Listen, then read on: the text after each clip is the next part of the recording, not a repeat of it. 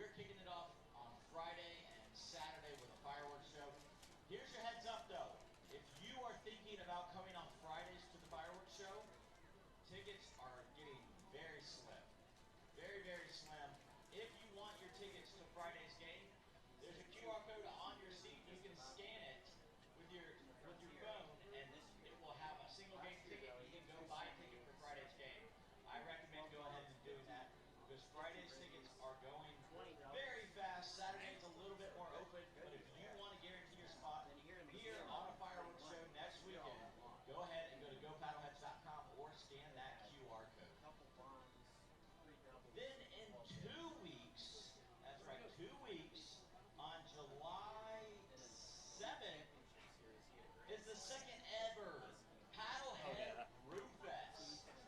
Anybody like a good brew fest? Didn't matter what he did. Anybody like a good baseball game?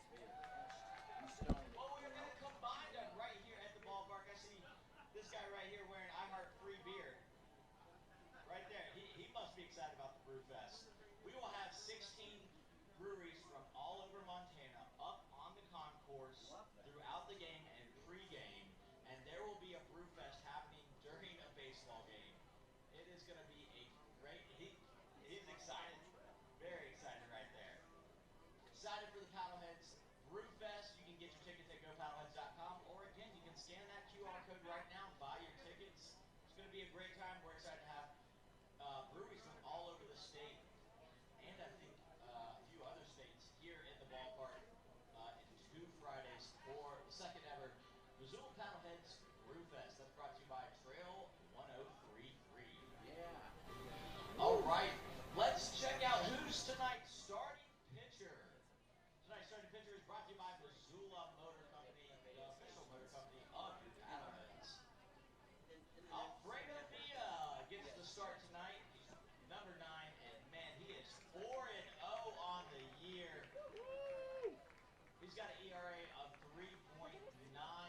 He's got how many strikeouts does that say? 38 strikeouts. Wow. And his whip is 1.78. I think he's going to get a few more strikeouts. How many strikeouts do you think he's going to have tonight, everybody?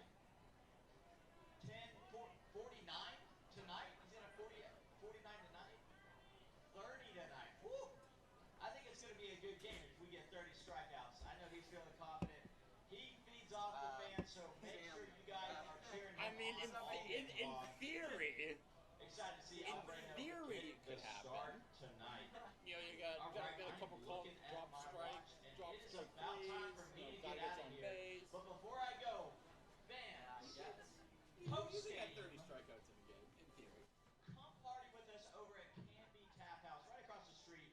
We're going to have a post-game party. You want some PaddleHead players? I know Paxton's going to be there. Head on over after the game, get yourself a drink, and hang out with the PaddleHeads. After the game, over just across the street at Canby. We'll see you guys over there for the post-game party. And don't forget, kiddos, because it's Sunday, right after the game, you get to run the bases. Yeah. Oh, yeah.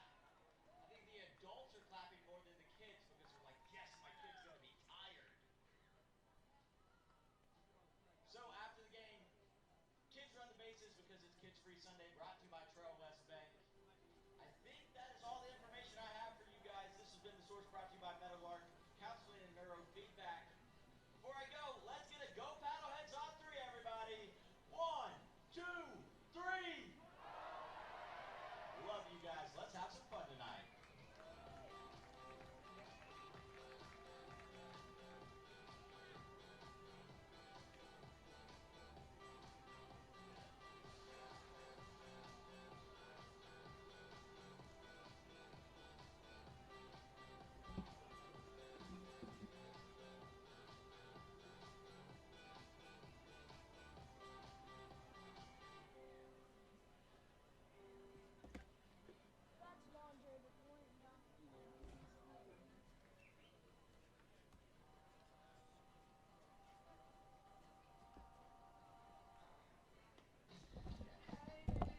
We're going to assume that it's 3 o'clock. So I can grab the mic.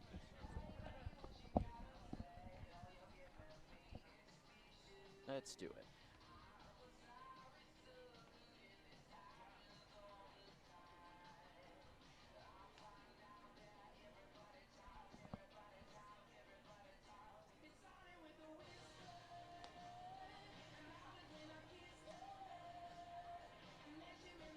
from your radio? Stream Paddlehead Baseball live on 1029ESPN.com. Now back to the ballpark. Back here at Allegiance Field, Ogren Park. Welcome back for Paddlehead Baseball. 1029 ESPN Radio Missoula. Go paddleheads.com. We got the boys on the field. We got some sunshine. The little thunder shower that cruised on through has passed on by, and we are just about ready for some baseball. In about 10 minutes or so, teams will be taking the field, and we will be bringing you action here on a Sunday afternoon. Matinee-style rubber match in this three-game series, Chukars and Paddleheads. Glad you're back with us. Jeff Safford invite you into the action once again. Touchdown action in last night's ball game with Idaho Falls getting the win, 13-11. Powered by the long ball. Big time was the Chukars a night ago. Took them one inning to get going with the homer, but after scoring an infield hit, Michael Cohn was his first RBI of the game. In the first inning, he would be heard from again later on in a big way. Then the home runs would start. Zach May would be the first. Then in the third inning, home runs from Mark Herron Jr. and Robert Paller. Then moving on up to the fifth inning, another long ball from Trevor Halsema. After falling behind, the two-run blast tied the game at 8. It's back and forth we went in those middle innings also. Seemingly nobody had an upper hand. Lead exchanging hands. Chukars led by as many as 3, as did the Paddleheads coming down the stretch. And it all came down as it played out to a bases-loaded situation in the top of the 8th inning with 2 outs in an 0-2 count. The rookie, Michael Cohn, struck. Off Cody Thompson, he got a changeup down below the knees. Left-handed batter just put the barrel on it and tanked one into left center. A deep shot, taking on one of the deepest parts of this ballpark. No doubt about it, shot to Bonneville, could do nothing more but watch it sail into the night. That big swing in the bat, grand slam, gave the Chukars a 2-run lead and a 2-run win, 13-11. Now, obviously, a lot going right for the Paddleheads with their record standing at 22-7 entering this game. But the one thing that has been a bit of an issue, I have to give stat intern, also works in ops, Carter, give him props for finding this little stat, but for the Paddleheads in the games that they've lost this season, the vast bulk of them have been by 3 runs or less. And in games decided by that margin, the Paddleheads are only 3-6 on the season. And they only have 1 loss this year where they've lost by more than 3 runs. And that's pretty wild also, that the vast bulk of their losses have been these low-scoring games, and they haven't been blown out, really, period, all season. Their widest margin of defeat this season was 4, and it was in a doubleheader situation, so an abbreviated game as it was also. 7-inning loss to Billings, 4-0, and that was only the second game of the season. So a lot of factors to be considered with that early season loss as well.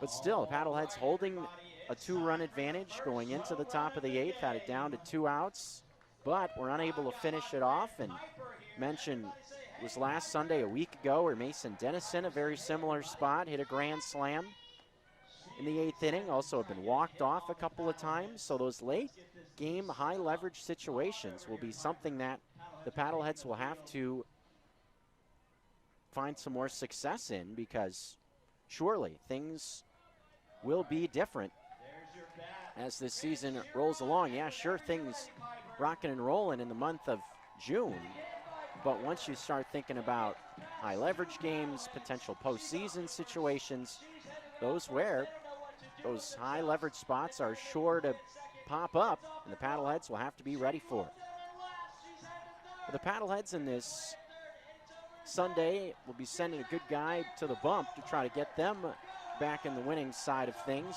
It's for the second time this week. Alfredo Villa will get the ball for the Missoula Paddleheads, coming off a fabulous effort on the road opposite these same Chukars, striking out 12, a season high for Alfredo Villa, season high for any starter this season for the Missoula Paddleheads.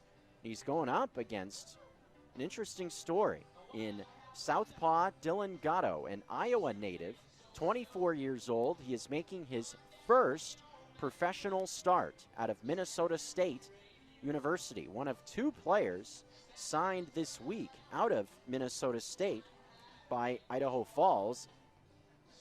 Zach Zegan, a right-hander, an Eden Prairie, Minnesota native, is the other guy signed by Idaho Falls out of Minnesota State. May see him at some point in this game. Haven't been told of what type of role that they expect for him to have. But we're seeing Gatto out there for the first time as a pro. He was a starting pitcher this past season with Minnesota State. That's NCAA Division II baseball. High strikeout numbers for the left-hander, over 90 of them, and 80-plus innings pitched. Also saw a high chase rate looking at the sabermetric stats.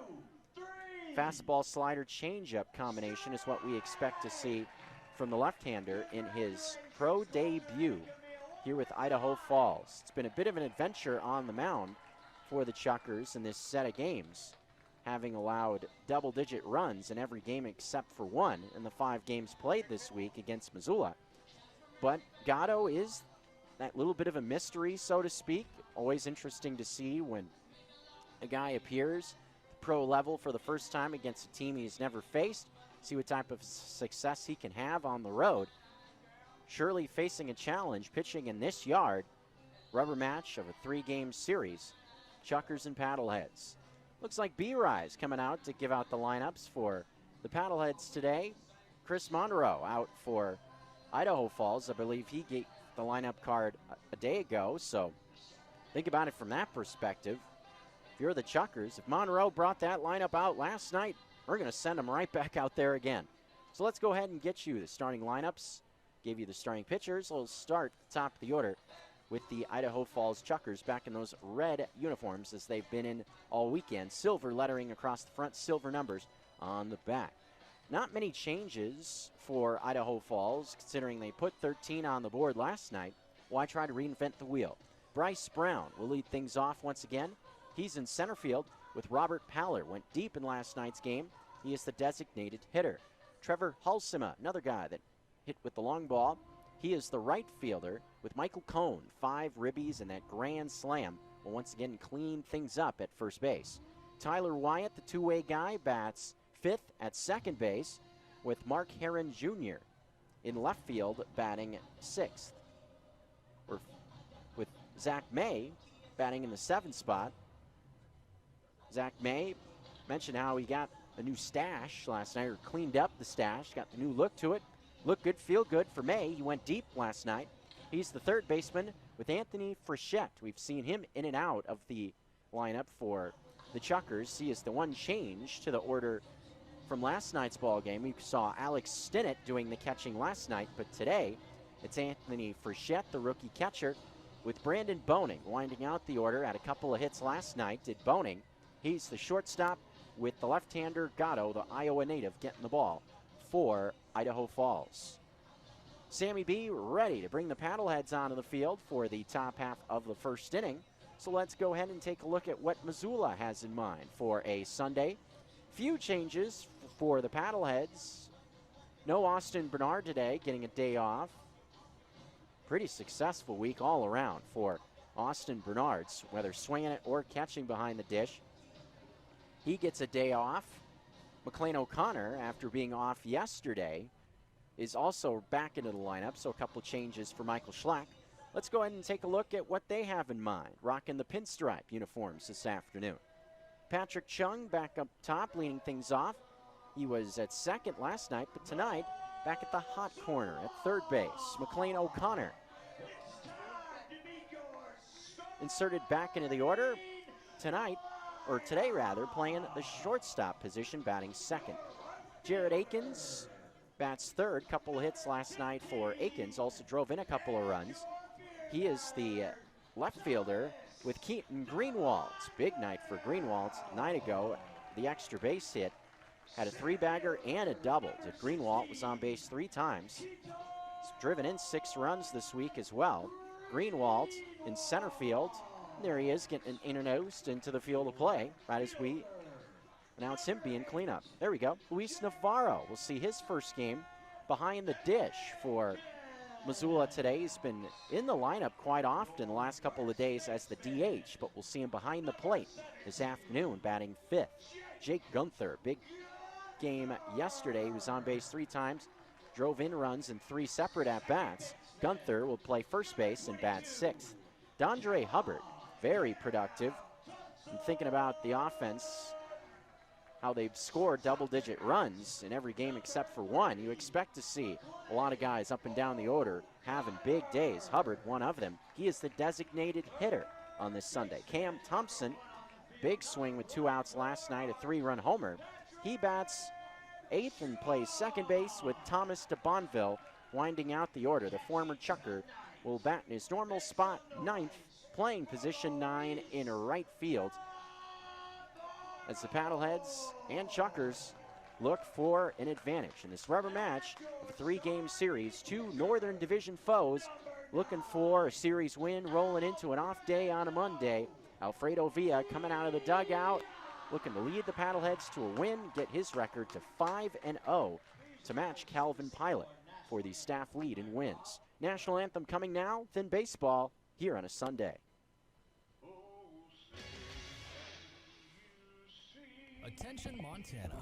Are you in need of a top quality shed that's built to last? Look no farther than Bitterroot Sheds. At Bitterroot Sheds, they take pride in their work. With each and every shed they build, their team of skilled builders puts their heart and soul into crafting a masterpiece just for you. But what sets them apart? Their sheds are built in the valley. Their logos are a testament and craftsmanship. Backdrop of Montana's majestic mountains. Whether you need extra storage space, a workshop, or a cozy hideaway, Bitterroot Sheds has you covered. Their team understands the unique needs of our Montana community. That's why they use only the finest materials, ensuring your shed can withstand the rugged Montana weather year after year. Visit them online at bitterrootsheds.com. That's Bitterroot, SHEDZ.com. Or stop by one of their dealers sprinkled throughout the state of Montana to explore the wide range of styles and options. Bitterroot Sheds, built in the valley, built to last. Prices, availability, and shed models may vary. Check the website or visit the showroom for more information. Affordable family fun entertainment. The Missoula Paddleheads are back in action with bigger promotions at a low price for the entire family. Baseball equals summer. Come enjoy a night under the lights at Oakland Park at Allegiance Field. And remember, first pitch for all Monday through Thursday and Saturday games is scheduled for 7:05, with gates opening at 6. All Friday home games, gates will open at 5:30, and first pitch at 7:05. Sunday home games will be at 2:05, with gates opening at 1. Tickets and more at GoPaddleHeads.com. Tune in to What Is Now every Friday to catch up with Carolyn to get a little What do you think, Kari? You're stone cold at these? I'm not sure if it's because Stone of cold. beer sales going later, but I guess it was dollar hot dog night at the Phillies game, and a huge food fight broke out. Now, people have paid full price for those hot dogs, probably $8. They might not have thrown those wieners around, but because they're only $1, people were like, Catch the chick who doesn't know sports on Fridays on What Is Now on ESPN Missoula. This is Missoula Paddlehead Baseball on 102.9 ESPN Radio.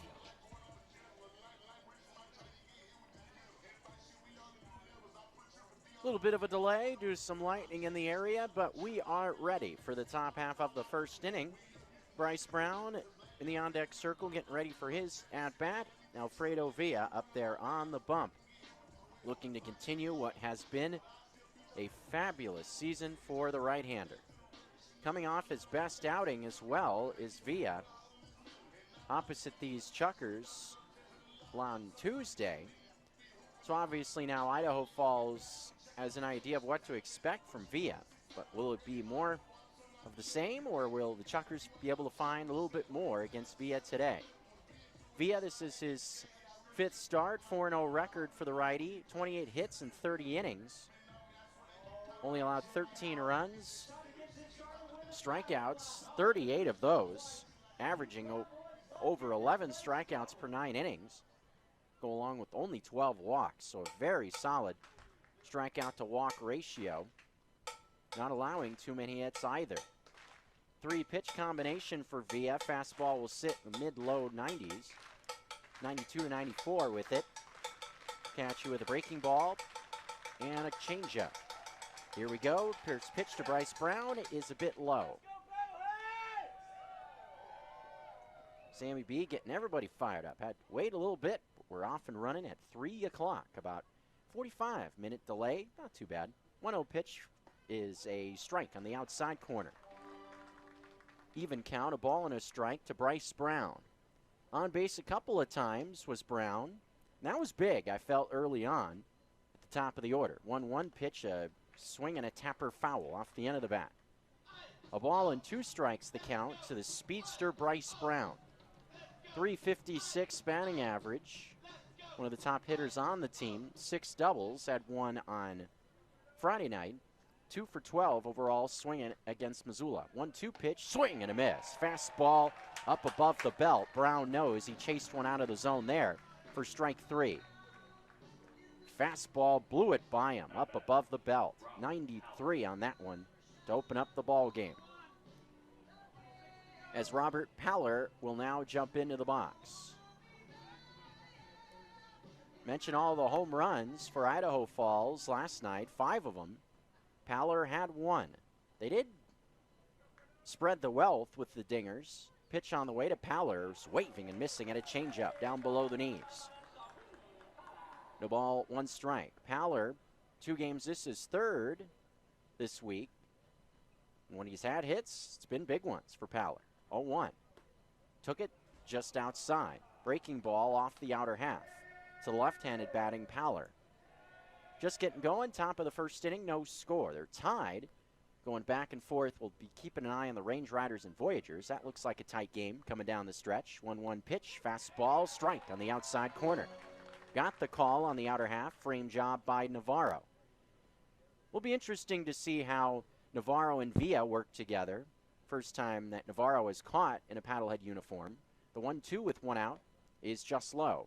Count 2 balls and 2 strikes.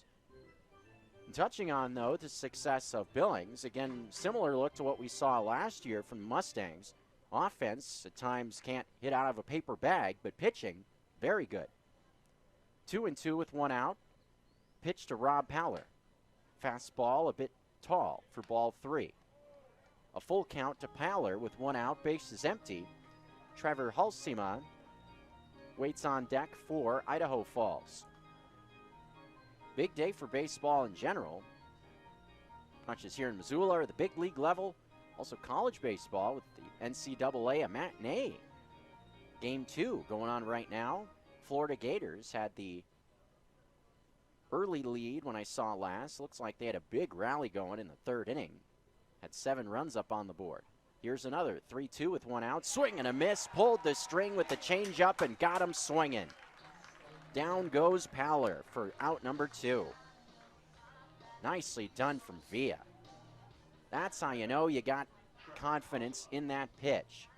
And that's the one thing that I think is Villa's biggest strength, or one of them. He is not afraid to throw anything in any count.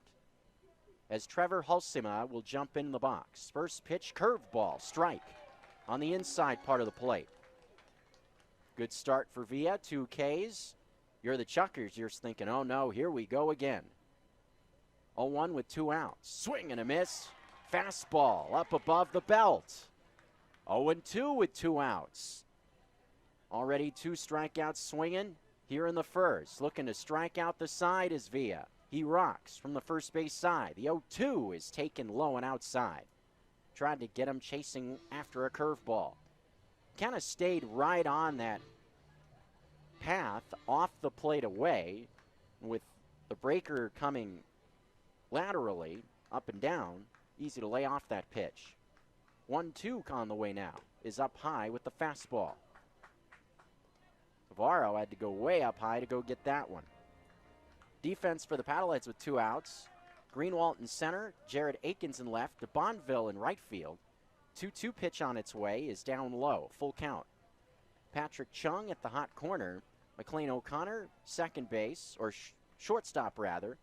Cam Thompson at second. Gunther at first. Navarro doing the catching. The 3-2 flops over for strike 3. Curveball right there.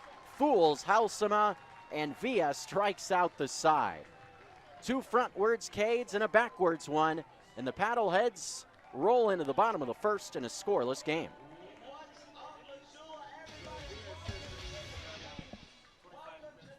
Missoula Bone & Joint would like you to know that you do not need a referral from another provider to schedule an appointment with one of our board-certified, fellowship-trained orthopedic physicians. We offer orthopedic care from neck to toe, specializing in sports medicine, joint replacement, hip, shoulder, and knee, arthroscopy, hand and microvascular surgery, foot and ankle, and spine surgery. Us today to schedule your appointment or ask questions and get back to doing the activities you enjoy. Hey Montana, take your drive to the next level with Northwest Motorsport. Home to Montana's best selection of lifted trucks, diesel trucks, and adventure-ready SUVs. At Northwest Motorsport, we don't just sell cars, trucks, and SUVs. We also make it easy to trade or sell your old vehicle. Find out how to upgrade your ride at nwmsrocks.com/upgrademontana. Don't settle for ordinary, find greatness with trucks, and more trucks at Northwest Motorsport.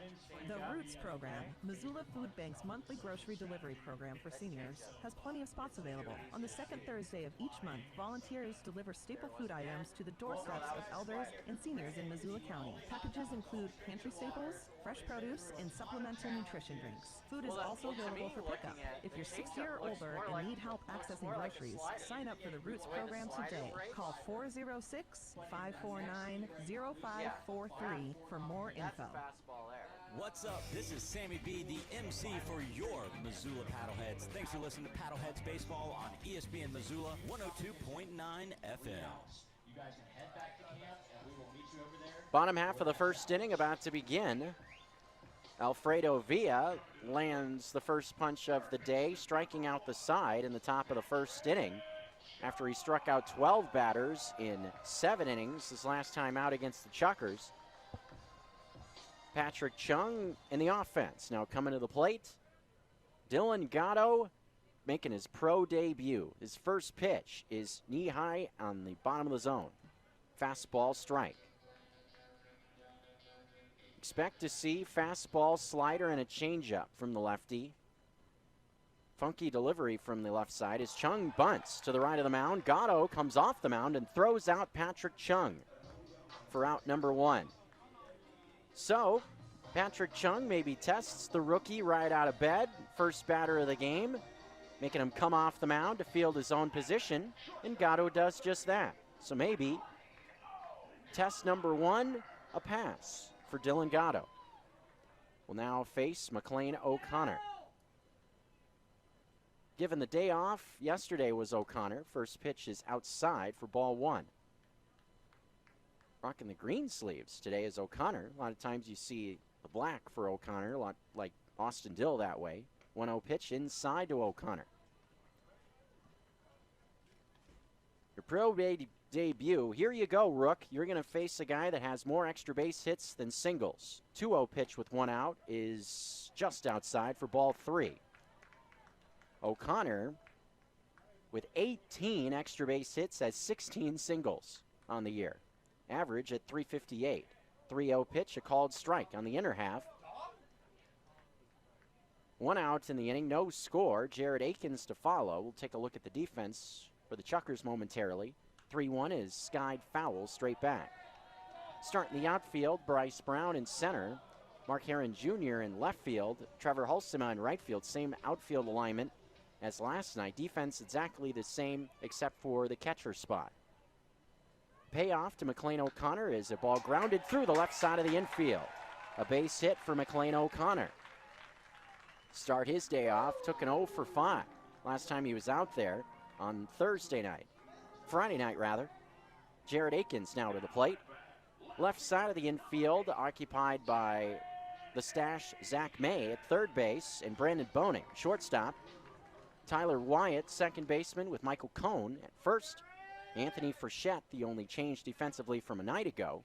as Jared Akins takes low and outside. A changeup misses for ball one. So Frechette doing the catching for the lefty Gatto. Mentioned pretty solid numbers while at Minnesota State this past year. 90-plus Ks and 80 innings. Ground ball, left side, one hop to Boney. He flips to Wyatt. Throw to first is not quite there. Akins beats it. Out recorded, though, at second base. Fielder's choice. That ball hopped just enough to Boning where he couldn't quite get the turn to get the speedy Akins. But out number 2 is recorded here in the home half of the first on the 6-4 fielder's choice. So Akins, the new runner at first base for Keaton Greenwald, coming into the box. First pitch to Greenwald is just below the knees, ball one. Fastball didn't miss by much. So far, fastball from Gatto isn't blowing you away with velocity. A lot of cut and sink from the left side. 1-0 on its way. Breaker bounced towards Boning. He'll go the short way. And that's it for this half inning. So 2 bouncing balls left side of the infield bring this half inning to a close. No score after 1 inning complete. A hit for the Paddleheads, that's it. Second inning coming up. And here's how it's going to work. They will have one of these balanced... Hi, it's Dr. Tim McHugh from the Montana Imaging Center. Are you stuck on a wait list for an MRI? Well, now you can skip the line because Montana Imaging Center offers same-day and next-day appointments. As a patient, you have the right to choose where you get your MRI. The Montana Imaging Center can call your doctor and transfer the order, and we'll get you right in. The sooner you get your MRI, the sooner you get answers, and the sooner you'll get back out there. Most insurance is accepted, and we have affordable self-pay options. We also accept collision insurance. Visit MontanaImagingCenter.com for more information. It happens every year. The sun comes out and you start scrambling to find the best deck in town. Save yourself the time and go check out the decks at the Iron Horse Barn. Iron Horse has an abundance of deck options, casual to upscale, large to small. Some of their decks are so comfortable and lavish, you'll want to stay all night. The food is great, the drink menu is extensive, but when the weather gets nice, it's the plethora of decks that makes the Iron Horse Missoula's favorite destination. The Iron Horse Bar and Grill. There's always someone you know. Especially in sports talk radio, we use overrated and underrated too much, and then all of a sudden if something's underrated, it becomes ironically overrated, and back and forth we go. But I will say still, I will proclaim that I believe that Gladys Knight and the Pips are one of the most underrated musical groups ever, man. Gladys Knight is such a trailblazer, and she doesn't get the credit for it. Talking music, pop culture, occasionally sports, and who knows what else. Every weekday from 4 to 6 on Whoever. Now. We now return to Paddlehead Play-by-Play on ESPN Radio. And they get the power to bring one person along. Second inning ready for us. Scoreless. Start to the top of the second. Michael Cone, the hero from last night, will stride into the box. 5 RBIs. It's kind of been a week of the rookie for Idaho Falls. Mentioned the contingent of George Washington products coming over. He's one of them. Swing and a miss by Cone on the first pitch. He sees 0-1. Tyler Wyatt to follow, and then Mark Heron Jr. Grand slam for Cone, part of a 2-hit night. The 0-1 is knee-high, taken for a strike. On the outside corner, count 0-2. Michael Cone, only 5 hits and 28 at-bats, but a couple of them have been big. 2 home runs against Missoula this week. The 0-2 on its way is off the plate. Fastball, a ball and 2 strikes. Few kind of high clouds kind of moving in. One of those classic Rocky Mountain summer days. Don't like the weather, wait 20 minutes. 1-2 pitch is below the knees. This is about, I want to say probably 90 minutes or so before the scheduled start to this game. We're in the second now, scoreless. Base is empty. Leadoff man Cone in the box. The 2-2 is waved at and missed. A changeup, actually a foul tip into the glove of Navarro. And yet another strikeout for Villa. 4 batters have come to the plate. They have all been sent back to the dugout via the K. Pun intended. As Tyler Wyatt will step into the box.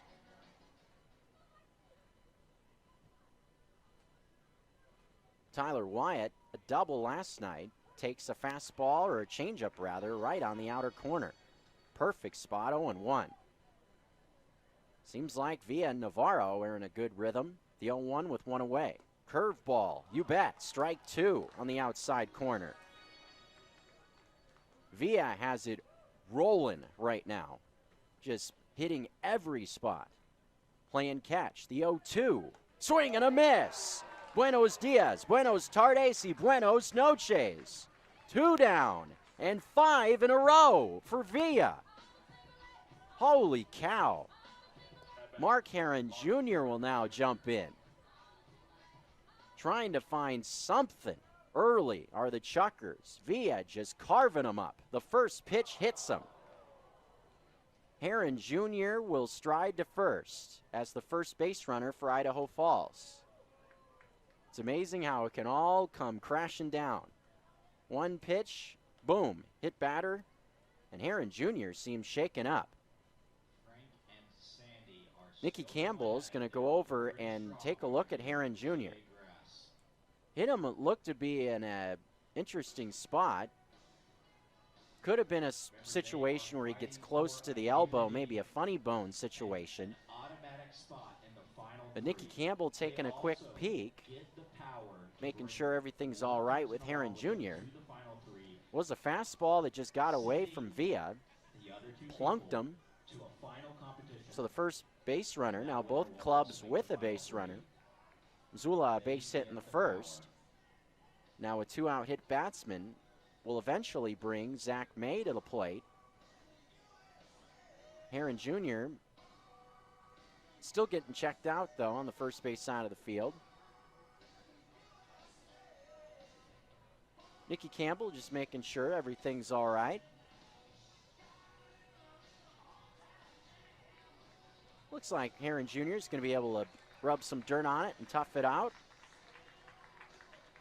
Dave Clark, manager, also came over and checked on his player. Give him a little tap on the rear end as he walked back to the coach's box. As Zach May stands in.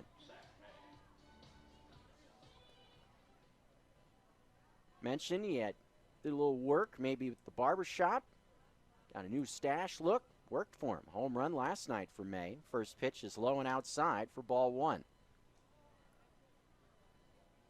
Now, the barber in baseball is kind of a big deal. It's kind of a cultural thing. A lot of times you see guys get lined up in the clubhouse. Fitting to bring that up.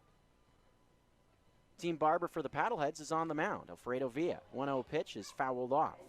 Saw him actually in the clubhouse yesterday, giving Patrick Chung a little snazzy little cut. So if you check out the hairdo for Patrick Chung and you like it on the Flow Sports stream, it was done by Alfredo Villa. Why not? A ball and a strike with 2 outs. Here it comes. Fastball tapped foul at the plate. Looking at the velo, though, actually was the changeup. Looked like a fastball coming in at 80 miles an hour.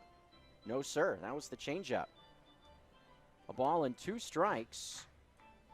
2 outs. Chukars have been in a ton of 2-strike counts already, to say the obvious, with Villa reporting each out he's gotten through an inning and 2/3 via the strikeout. Looking for number 6 right here in a 1-2 count with Heron Jr. on the bag at first. Pitch on its way is up and in. Snap throw back to first. Not quite there to Gunther. Good idea from Navarro. Heron Jr. was testing it, I felt, a little bit too much. That was a little bit of an interesting play. Gunther could have gotten that clean. Would have been pretty close. Even count, here it comes. Curveball, strike 3 at the knees. 2 strikeouts looking, 4 of them swinging. Through 2 innings, Alfredo Villa has struck out 6. We will head to the bottom of the second in a scoreless game. Because the bears in the hood are always starved. They'll go through the trash in your front yard. Make sure you keep your trash inside or the bears in the hood will dumpster dive. It's that time of year. Time to be bear aware. Grizzly Disposal wants you to keep your trash bins inside until pickup or call them to get one of their bear-proof trash bins delivered. Visit grizzlydisposal.com or call 406-541-7171. Grizzly Disposal, the only bears that should be in your garbage. There is a reason customers go back again and again to DeMorris Buick GMC Mercedes, Missoula's most trusted dealership and proud sponsor of Missoula Paddleheads Baseball. DeMorris High-End Service Shop is unmatched in diagnostics, diesel maintenance, and repair, serving generations of satisfied customers. DeMorris Buick GMC Mercedes is your area Sprinter van headquarters for the Montana outdoor lifestyle. Check out DeMorris.com for new and pre-owned inventory or stop by 3115 West Broadway. You've probably seen some big-name celebrities on your TV lately talking about all the Medicare benefits you're missing out on. But the insurance companies who are paying for these ads may be pushing benefits not available in Montana. Fortunately, help is available from a friendly state health insurance assistance program counselor who can help you sort it all out. It's free, and we screen everyone for eligibility regardless of your zip code. Call 800-551-3191 to decide what's best for you. Brought to you by Montana DPHHS and this station. Away from your radio, stream Paddlehead Baseball live on 1029ESPN.com or on the TuneIn Radio app. Now, back to the ballpark. Bottom of the second inning begins with today the catcher, Luis Navarro, striding into the box. Scoreless game. He's had a good view of two good innings to this point from Alfredo Villa. First pitch to Navarro misses down low from Dylan Gatto. And that's kind of an interesting aspect, thinking about Gatto in his first start as a pro. 1-0 on the way is a strike at the knees, a ball and a strike. Seeing what Villa is doing opposite him in the other dugout.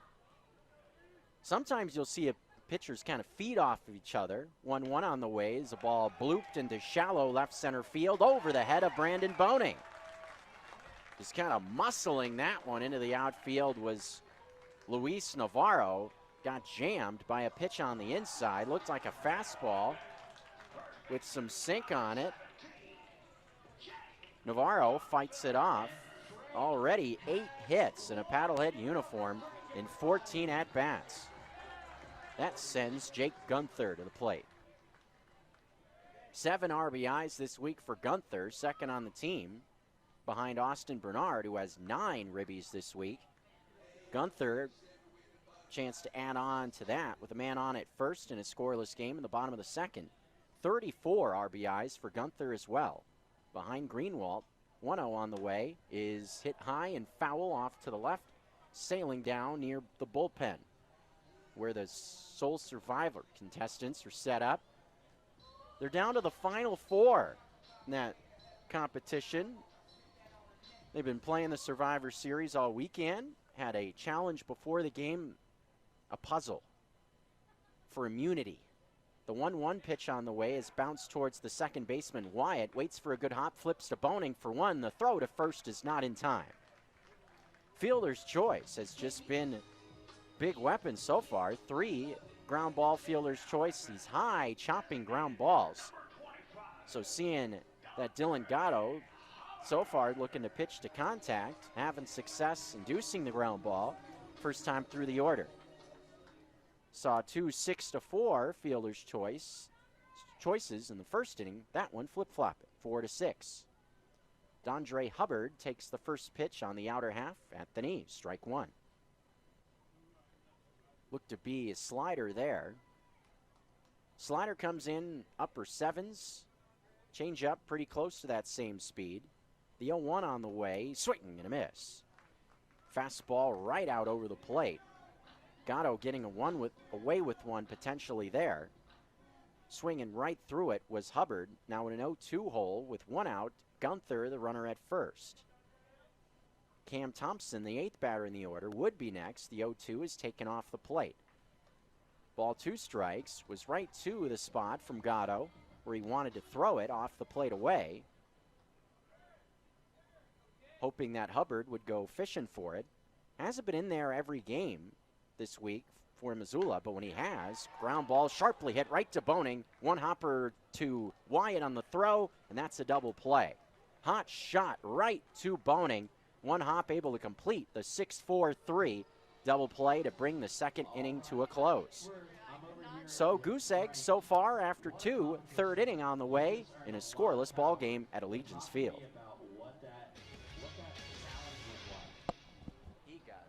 You'll always find handcrafted meats sliced to order when you visit Double K Ranch Deli, where we're serving up fresh sandwiches, salads, and charcuterie. We strive to create the highest quality cured meats using locally sourced ingredients. You can get all your cured and smoked meats sliced to order for sandwiches, charcuterie boards, and more. Stop by and pick out your favorite cured meats today. Place an order for pickup at 406-493-0306. Double K Paxson Plaza by Dram Shop and Big Dipper. Open 7 days a week. Hey, Montana, take your drive to the next level with Northwest Motorsport. Home to Montana's best selection of lifted trucks, diesel trucks, and adventure-ready SUVs. At Northwest Motorsport, we don't just sell cars, trucks, and SUVs. We also make it easy to trade or sell your old vehicle. Find out how to upgrade your ride at nwmsrocks.com/upgrademontana.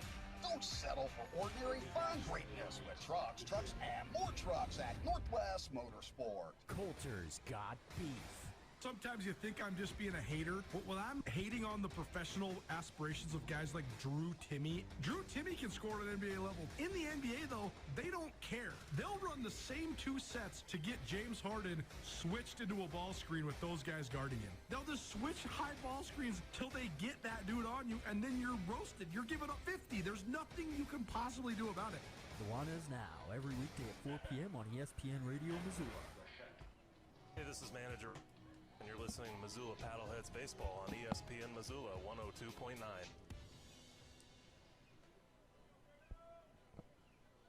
The ground ball, the big weapon for Dylan Gatto in two scoreless innings. Fredo Villa to the plate, start inning 3 with strike 1. The strike, the weapon for Villa, striking out 6. First 2 innings, only one batter allowed. Reaching base, did so on a hit batsman. Anthony Frechette gets things started. The 0-1 is swung on and missed.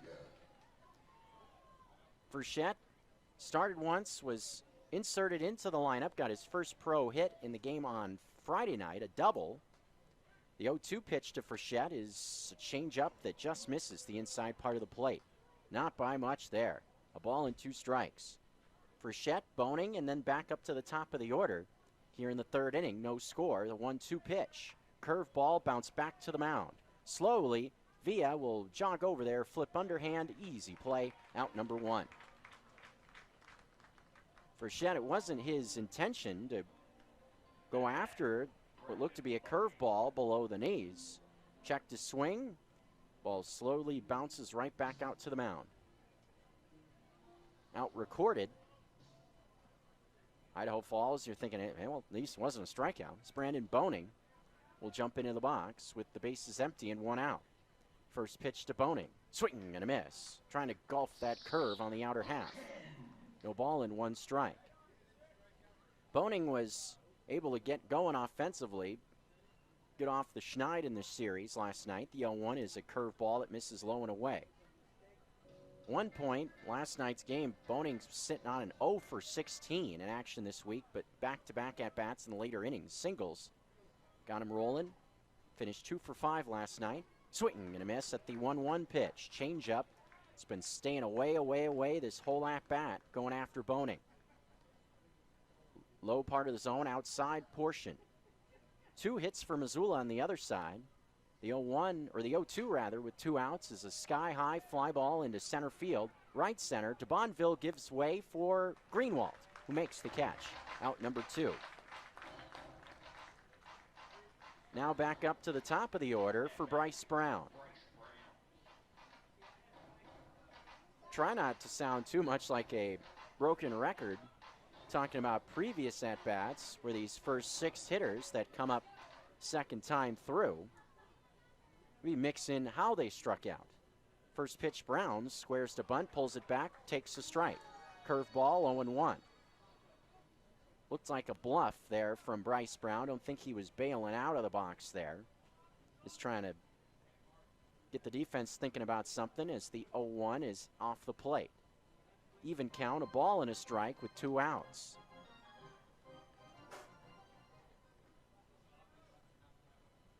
Every out that the Paddleheads have committed in the other side through 2. Ground ball left side. Right to Patrick Chung on 1 hop. He'll flip across. That's it. That's all for this half inning. 3 up, 3 down for Alfredo Villa in this 3rd frame. Not stacking up the Ks like he was in the last 2 innings, but still stacking up the goose eggs on the scoreboard. Bottom 3 is coming up. Scoreless ball game here in Garden City.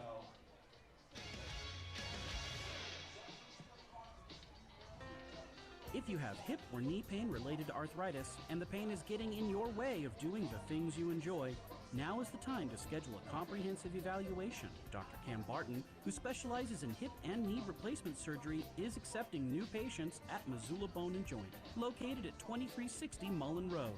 Not everyone is a candidate for surgery, but it is nice to know your options. Missoula Bone and Joint, quality care from people who care. Cause the bears in the hood are always starved.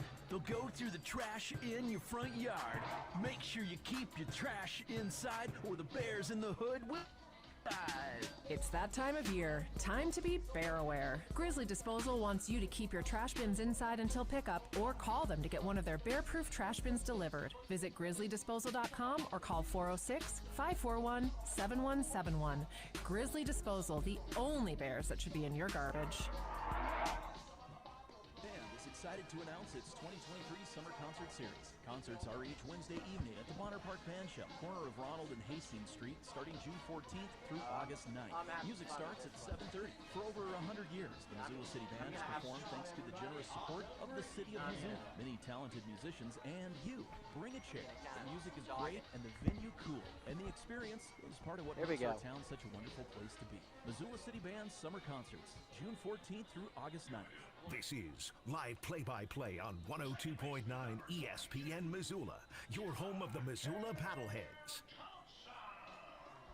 Couple of base runners through 2. Cam Thompson will lead off the 3rd inning for Missoula. Leadoff man led off with a base hit in the last inning. The ground balls keeping Dylan Gatto upright so far. Early going. First pitch ground ball foul. Fastball in on the hands of Cam Thompson. In terms of the number of hits he's had, not having the best week offensively, 3 hits and 18 at-bats. But when he has made contact, it's been for extra base hits. 3-run home run last night. Second of the week also has doubled. 0-1 on the way is down and off through no. Strike on the outer half. Slider, 0-2. Thompson and Bonneville in the top of the order, 8-9-1. Fastball upstairs for ball 1. Just contrasting styles for these 2 guys so far, Gatto and Villa. All Ks in the first 2 innings for Villa. In the first 2 frames for Gatto, all ground balls put into play. Working out for him, scoreless innings. 1-2 is below the knees. Slider again, Thompson took it. Not fooled by the breaking ball off the plate away. Count even. Pitch coming. Way up and in. Fastball. Thompson just kind of reaches the hands out of the way. Gatto has yet to put anybody on for free to this point. 1-hit batter for Villa on the other side. The 3-2 is skied into center field. Backpedaling a bit is Bryce Brown. He's underneath it in front of the track for out number 1. Maybe got a bit jammed that time, did Cam Thompson. Out number 1 recorded as Thomas de Bonneville will stride into the box. Debo, solid week, 3 home runs in the first 3 games against Idaho Falls at Melaleuca. First pitch, a strike on the outside corner, a changeup, 0-1. 5 RBIs, part of an 8-for-18 week. Debo at 5 homers, 341 batting average. The 0-1 is off the plate, evens the count. Gatto, it's been interesting with his pace on the mound. Rocking from the third base side. Pitch on the way is a sky-high fly ball taking on the short porch and right. Halsema looking up at the wall. It's gone! Thomas de Bonneville, a sky-high home run into straightaway right field. 4th home run this week for Debo, and the Paddleheads are on the board, leading 1-0. Home run number 6 for de Bonneville, RBI number 22. 9 for 19, 4 home runs and 6 RBIs. Break out the paddle and the hat for Debo, as the Paddleheads strike first in the 3rd inning via the long ball. First pitch to Patrick Chung, a slider, breaks in there on the outer half. 355 feet off the bat of de Bonneville to right field. The 0-1 on the way is inside, ball 1. A beer batter dinger also. Roll out the barrel for de Bonneville. A ball and a strike with 1 out. The pitch on the way is cut on and missed. What type of beer? That's a good question. Sunday, something a little more refreshing. Maybe one of those DraftWorks hard seltzers. That maybe would be a good move also. A little refreshing. Not for Safford, don't worry. At least not till later. 1-2 pitch is a ball bounced foul. First base side. I don't know how a guy could go Harry Doyle or Bob Uecker, however you want to look at him. Harry Doyle, the name of the character. Bob Uecker, the real broadcaster from Major League. Also the voice of the Milwaukee Brewers. The 1-2 pitch, swing and a miss. Slider on the outside part of the plate. Down goes Chung. Second out recorded in this half inning. That is the first professional strikeout for Dylan Gatto. Considering it came against Patrick Chung, came into this game second in the league in batting average at .444. That's saying something to get your first K. As McLean O'Connor will stride into the box with 2 outs and the base is empty. And a good way for Gatto to bounce back. That's something you look for also with a young pitcher. A rookie, how do you respond after giving up the long ball? Came right back with a strikeout. McLean O'Connor rips a ground ball right to the third baseman on one hop May, who will flip across for the out. Hot shot right to the third baseman, but the inning is now over. Paddleheads strike in this half inning. Thomas de Bonneville goes deep, straightaway right field. A solo blast gives the Paddleheads a 1-0 advantage.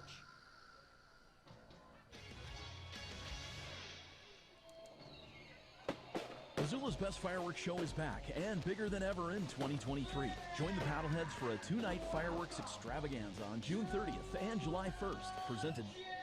And remember, first pitch for all Monday through Thursday and Saturday games is scheduled for 7:05, with gates opening at 6. All Friday home game gates will open at 5:30 and first pitch at 7:05. Sunday home games will be at 2:05, with gates opening at 1. Don't miss Missoula's Best Fireworks Show. Tickets and more for Paddleheads Baseball at GoPaddleheads.com. Go inside the world's most popular sport with ESPN Missoula's new podcast, Soccer and So and Smoke. Join me, Andrew Howard, for interviews, stories, and analysis from all around the wide world of soccer, from the international stage to right here in Montana. I was able to personally express myself creatively.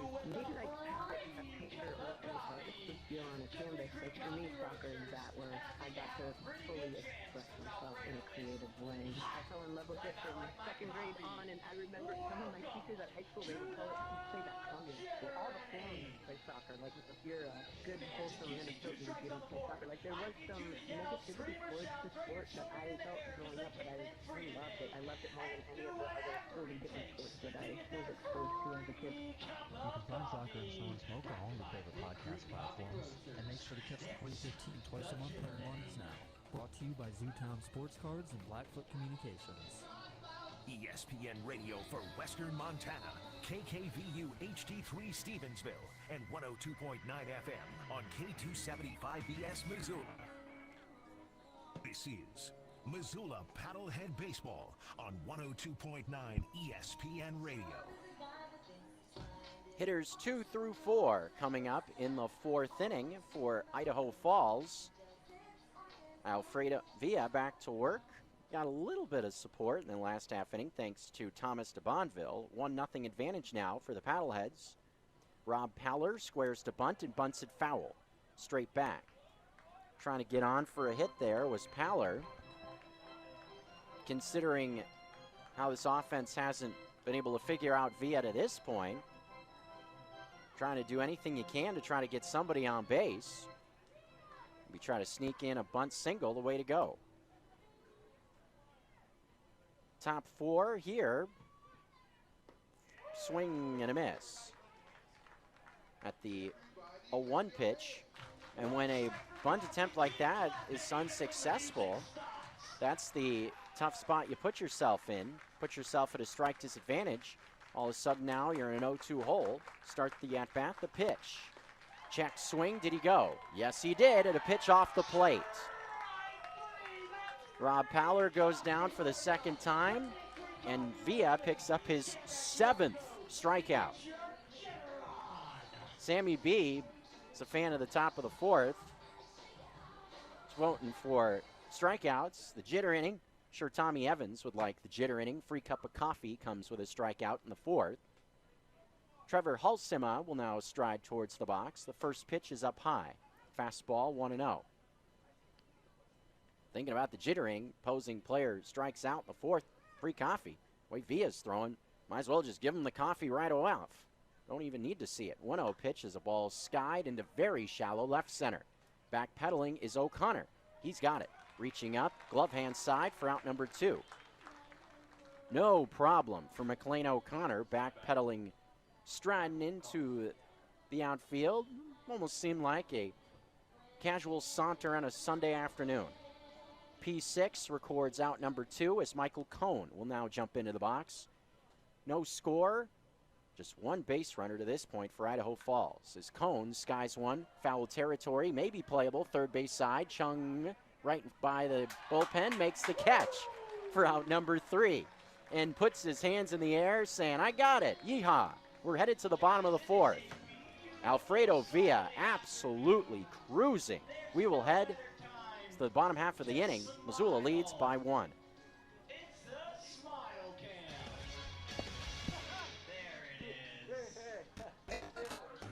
Take your drive to the next level with Northwest Motorsport. Home to Montana's best selection of lifted trucks, diesel trucks, and adventure-ready SUVs. At Northwest Motorsport, we don't just sell cars, trucks, and SUVs. We also make it easy to trade or sell your old vehicle. Find out how to upgrade your ride at nwmsrocks.com/upgrademontana. Don't settle for ordinary, find greatness with trucks, and more trucks at Northwest Motorsport. Hi, this is Dr. Nicholas Beck. I recently joined the Missoula Bone and Joint Hand and Microvascular Team, specializing in all injuries and conditions of the elbow, wrist, and hand. This includes carpal tunnel, trigger finger, upper extremity trauma, painful arthritis, and fractures. I like working alongside my patients to improve function and help people get back to their day-to-day activities. I look forward to working with new patients. Please call Missoula Bone and Joint to schedule your appointment.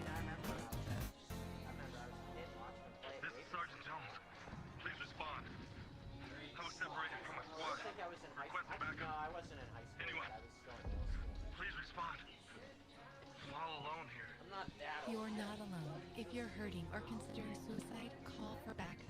Call 988. That's 988. Or text NT to 741741. We need you. Your family needs you. Suicide is not the answer. Get help. Sponsored by DPHHS and aired by the Montana Broadcasters Association. Back to live local play-by-play on 102.9 ESPN Missoula. Bottom of the 4th begins with Jared Akins and the big boys, the middle third of the order. First pitch swinging in this frame, 0-1. 1 run on the scoreboard. Nice crowd on hand for a Sunday afternoon. Had to wait a little bit to cruise into the yard, but they've been rewarded, have the fans, with a beautiful late Sunday afternoon here. After that little cell went through, clear skies for the most part. 0-2, swing and a miss by Akins. Out on 3 pitches for the first out, going right after that slider. So Akins having trouble in that lefty-lefty matchup. Second strikeout for Dylan Gatto. 2 of the last 3 outs he's gotten come that way. Doing his best via impression, who's got 7 strikeouts in 4 innings. As Keaton Greenwald takes a breaker for a strike on the inside part of the plate. Slider flops over for strike 1. 0-1. 3 hits for the Paddleheads. The 0-1 with 1 out. It's a slow whirling ground ball, right-hand side. Gloved by Wyatt. He flips to Cone for the 2nd out.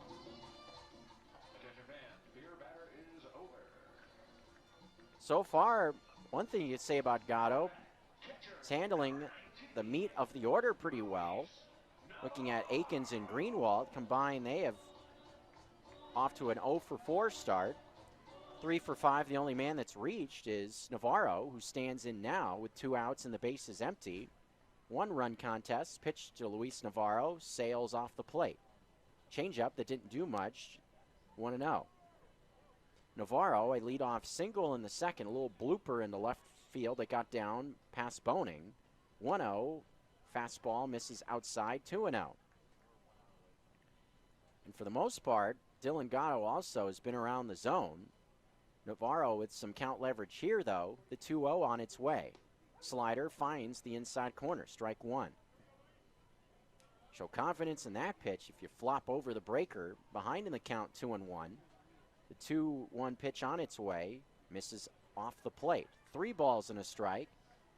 Gatto really working quickly in this at-bat. He gets behind in the count, now steps off the mound. 1 disengagement used, now 6 on the pitch clock. Taking his time, the 3-1 on its way. Fastball upstairs, that's ball 4. Did not miss by much. But Navarro reaches base for the 2nd time. It's Jake Gunther will stride to the plate.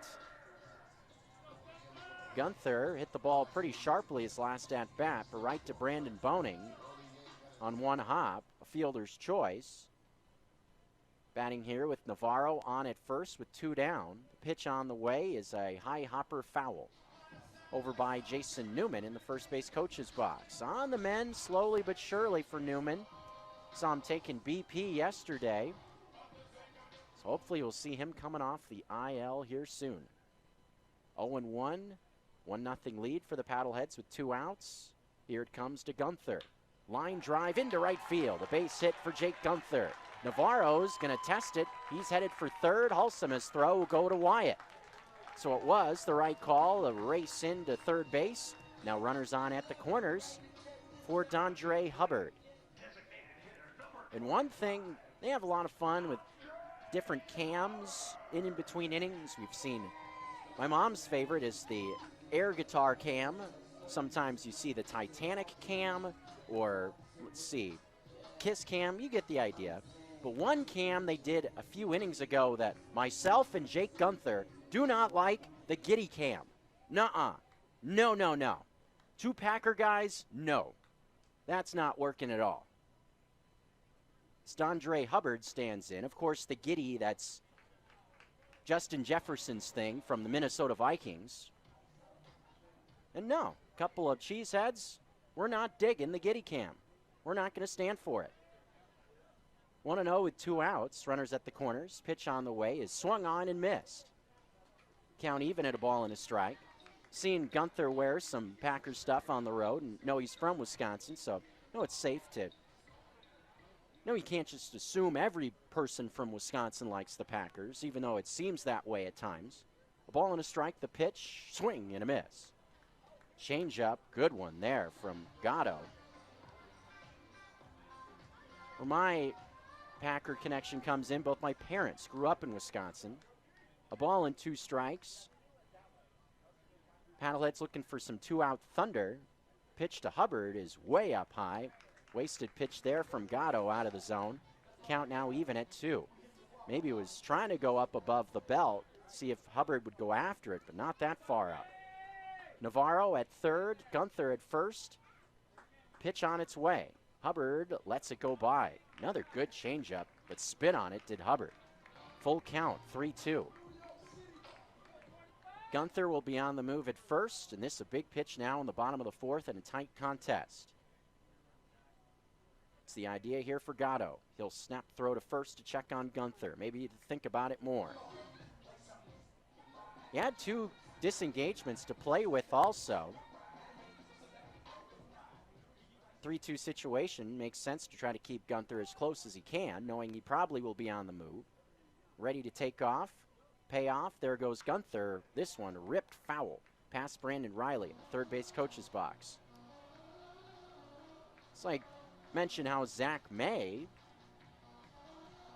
messing with the stash. I think Brandon Riley in the same category. Getting things cleaned up a little bit. 3-ball, 2-strike count with 2 outs. See another one to Hubbard. Breaks off the plate. Good take, ball 4. Nasty slider. Dylan Gatto throwing the book at Hubbard in that at-bat. Sliders, change-ups, good pitches. A lot of times you'll see guys go after in 2-strike situations, but Hubbard stays patient and draws the walk. Good at-bat. So bases are now loaded. This 2-out spot for Cam Thompson. Had a couple of long balls this year. Bases loaded situation.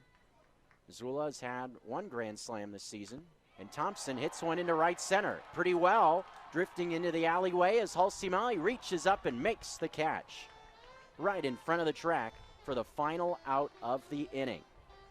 Tried to golf that fastball on the inside to Thompson, but just misses the barrel, and they leave him loaded in this half inning. 5th inning coming up, 1-run lead for Missoula.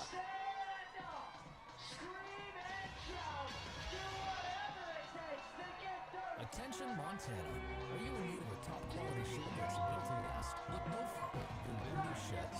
At Bitterroot Sheds, they take pride in their work. With each and every shed they build, their team of skilled builders puts their heart and soul into crafting a masterpiece just for you. But what sets them apart? Their sheds are built in the valley. Their locally built structures are a testament to their commitment to quality and craftsmanship. Picture this, a sturdy shed nestled against the stunning backdrop of Montana's majestic mountains. Whether you need extra storage space, a workshop, or a cozy hideaway, Bitterroot Sheds has you covered. Their team understands the unique needs of our Montana community. That's why they use only the finest materials, ensuring your shed can respond to rugged Montana weather year after year. Visit them online at bitterrootsheds.com. That's bitterrootsheds.com.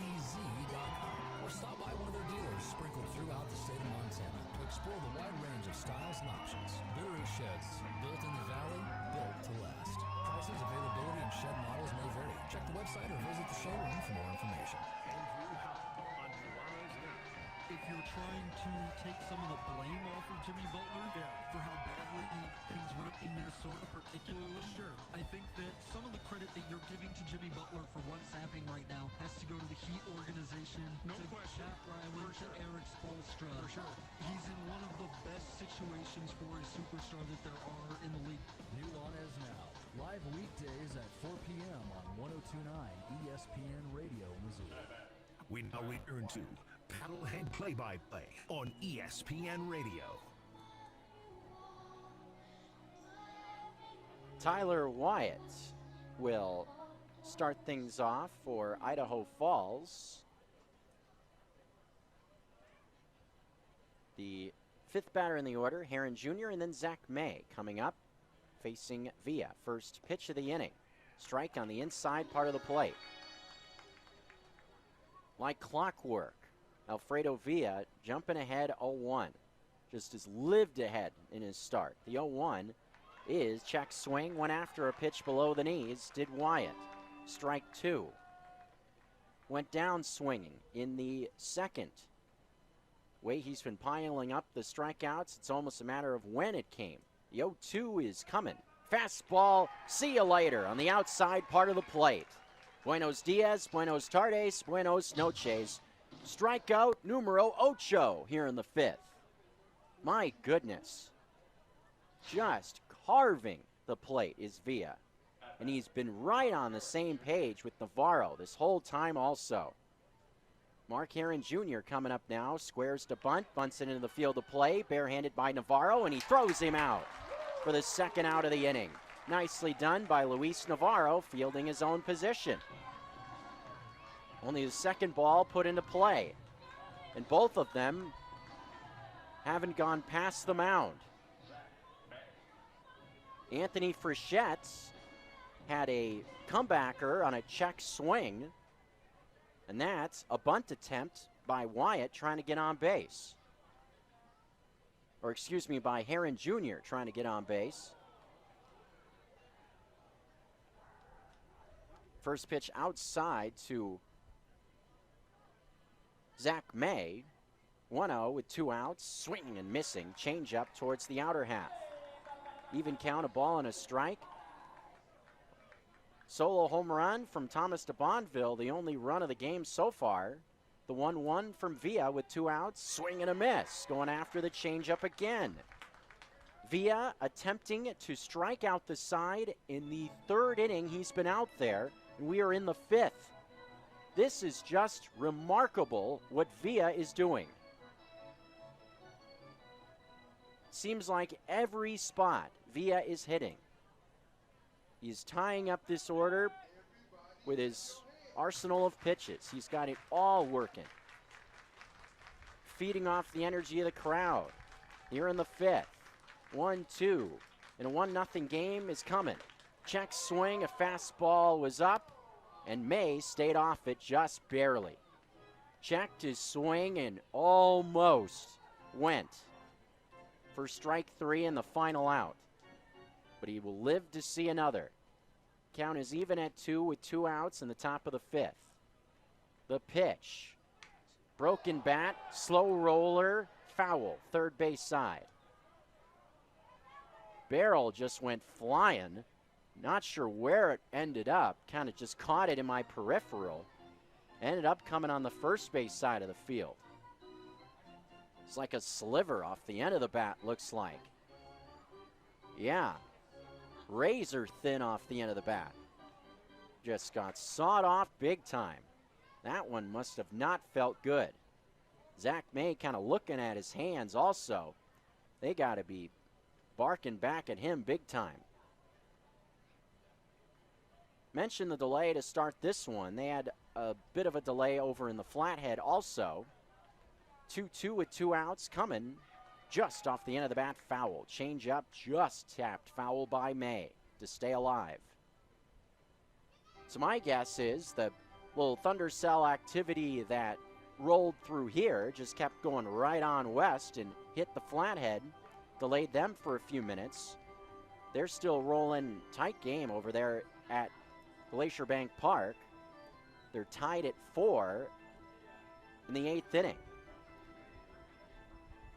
It's been tight action that week. Glacier's just found a way to come away in late inning spots with some victories.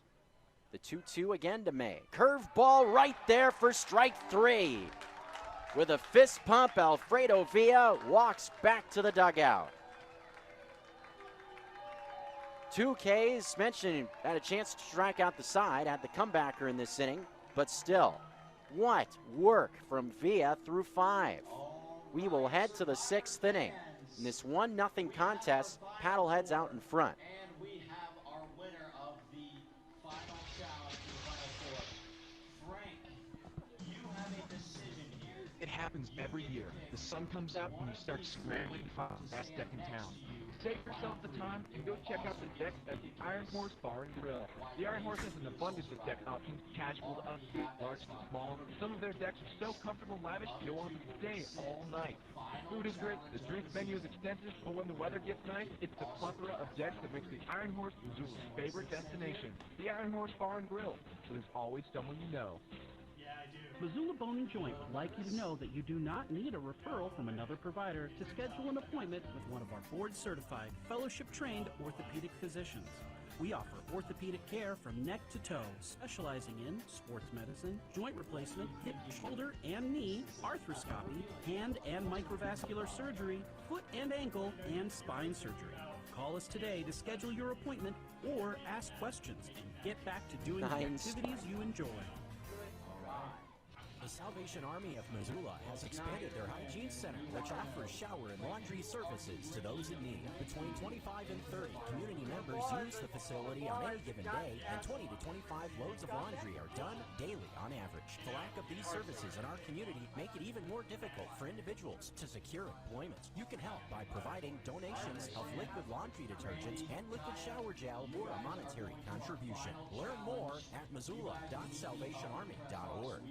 Now back to Paddlehead Baseball on 102.9 ESPN Radio Missoula. Well, the only man that's seemingly been able to provide any punch offensively on either side is going to stride up into the box now. It's Debo, Thomas de Bonville. First pitch to him. Grounded off the glove of Gatto, going behind the mound. He's going to throw to first and make the throw in time for the first out. Sharp ground ball. Gatto calmly, after seeing it go off his glove. I guess the 6'1" frame was just tall enough for the lefty to be able to handle that one. Didn't panic after seeing it knocked down. Knew he had some time to gobble it up. Hit sharply. Was able to make the play. De Bonville now 1 for 2. As Patrick Chung will now come to the plate. First pitch, fastball right there. Patrick Chung has been quieted down these last 2 games. We're screaming hot through the first 5. Swinging a foul. 0-1, a slider, 0-2. He's 0 for his last 7 is Patrick Chung after going 0 for 5 last night. 0 for 2 start to this one against Gatto. 4 hits for Missoula overall, leading 1-0 in the 5th. Count is 0-2 to Patrick Chung with O'Connor to follow. Fastball upstairs for ball 1. So there's one thing that bit of a concern, not much to this point for Gatto. Fastball missing high has been a bit of a trend. So 1-2 is chased but fouled off by Chung. Got a slider outside off the plate. Was able to get the tip of the bat on it though to keep himself in the AB. 1 out, base is empty. Gatto from the third base side. This one a liner, center field's gonna get down in front of Bryce Brown on 1 hop. Single up the middle for the Pioneer League leader in singles, Patrick Chung, now 1 for 3 towards the 5th hit of the night for these Paddleheads.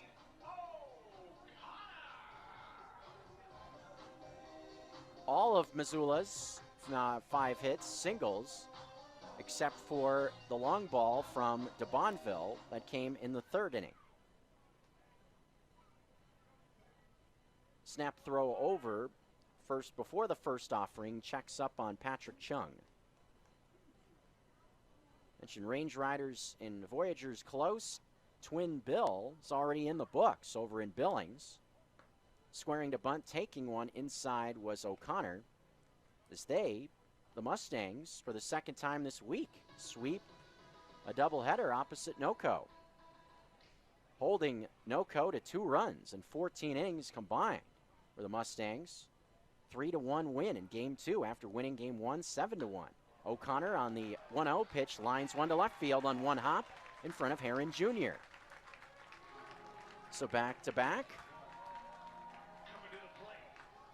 Singles puts runners on at first and second. It's Jared Akins with a little help from Future will come to the box.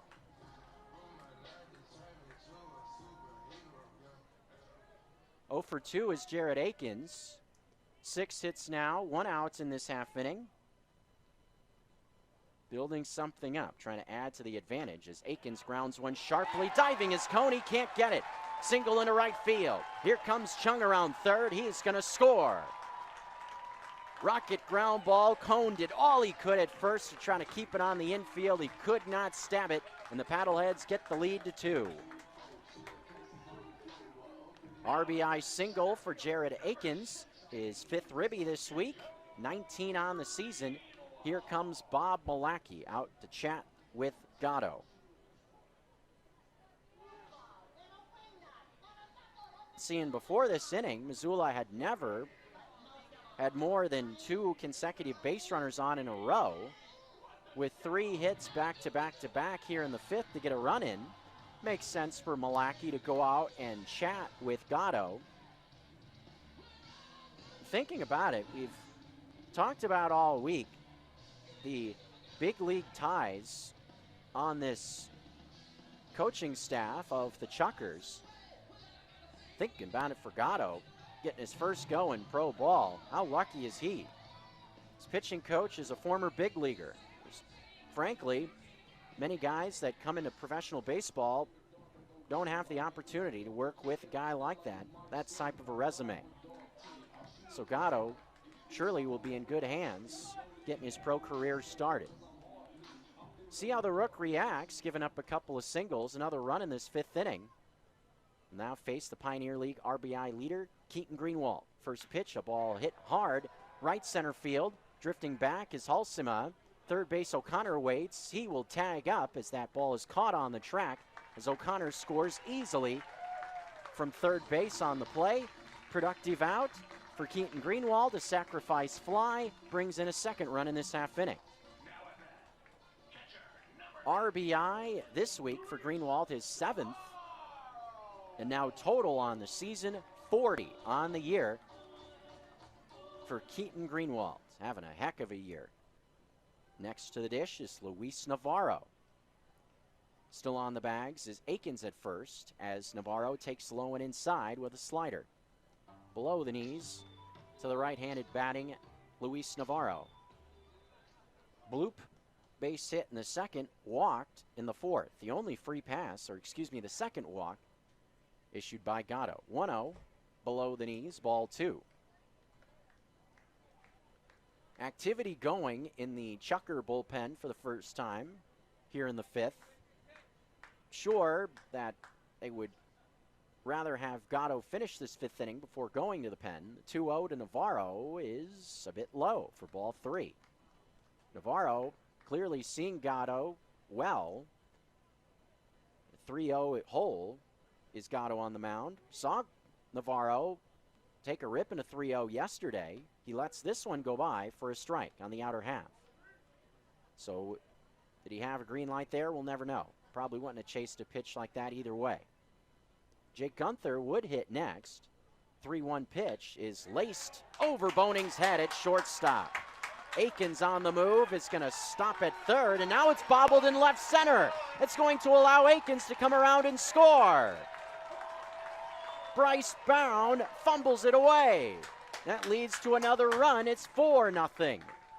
So a base hit for Navarro, his second today, and then an E8 out in center field, which allowed the run to come in to score. Also allows Navarro to move from first to second base. That's the type of a mistake that you just cannot afford. Runs obviously have been very tough to come by in the out for Idaho Falls, with Villa just carving up everything. Jake Gunther now to the plate. First pitch just inside for Gunther, 1-0. Talk about juxtapositioning walkout songs he's had. Started the season off with some classic rock, did Gunther. 1-0 on the way. Called strike on the inner half, even count. Went with some rush, and now he's switched it up to ASAP Ferg, hip-hop guy. Very aggressive, too. It's a good walkout song. 1-1 with 2 outs. Gunther a single his last time up, and he swings and hits one high in the air. Pretty well hit, but in the park. Left center. And cutting off Bryce Brown is Heron Jr. in front of the scoreboard for the final out of the inning. Paddleheads singles Wilds. In the fifth, they score 3 times, and they now have a 4-run cushion headed into the 6th inning.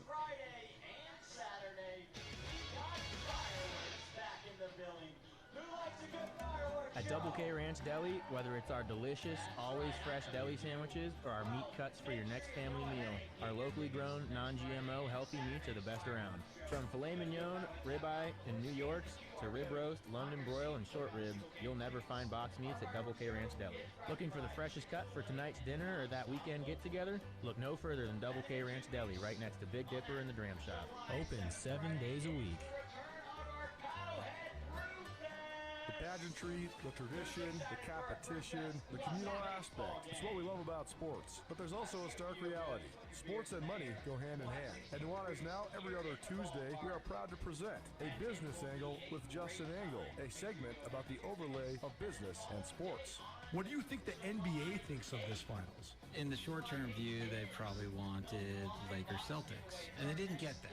And so when you're dealing with uncertainty in a business, you got to quickly pivot to maximizing what you have. Miami's a big media market. There's also this cultural piece that is resonant with Miami. And Denver's maybe a missed opportunity that the NBA could capitalize on. They've got this superstar who is just an amazing talent.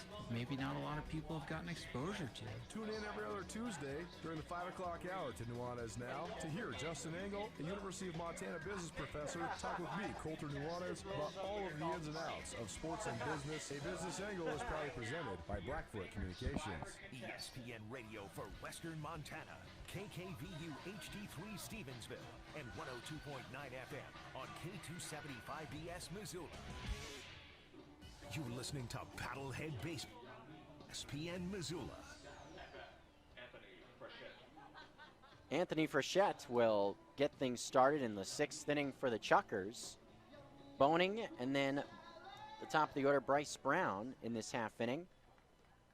4-0 deficit probably feels like a mountain climb to this point against Villa. First pitch is down low for ball 1. Dylan Gatto, solid on the other side, sticking right with Villa. The pitcher's duel, but ran into some trouble in the 5th inning, a 3-run rally. 1-0 on the way, taken for a ball, ball 2.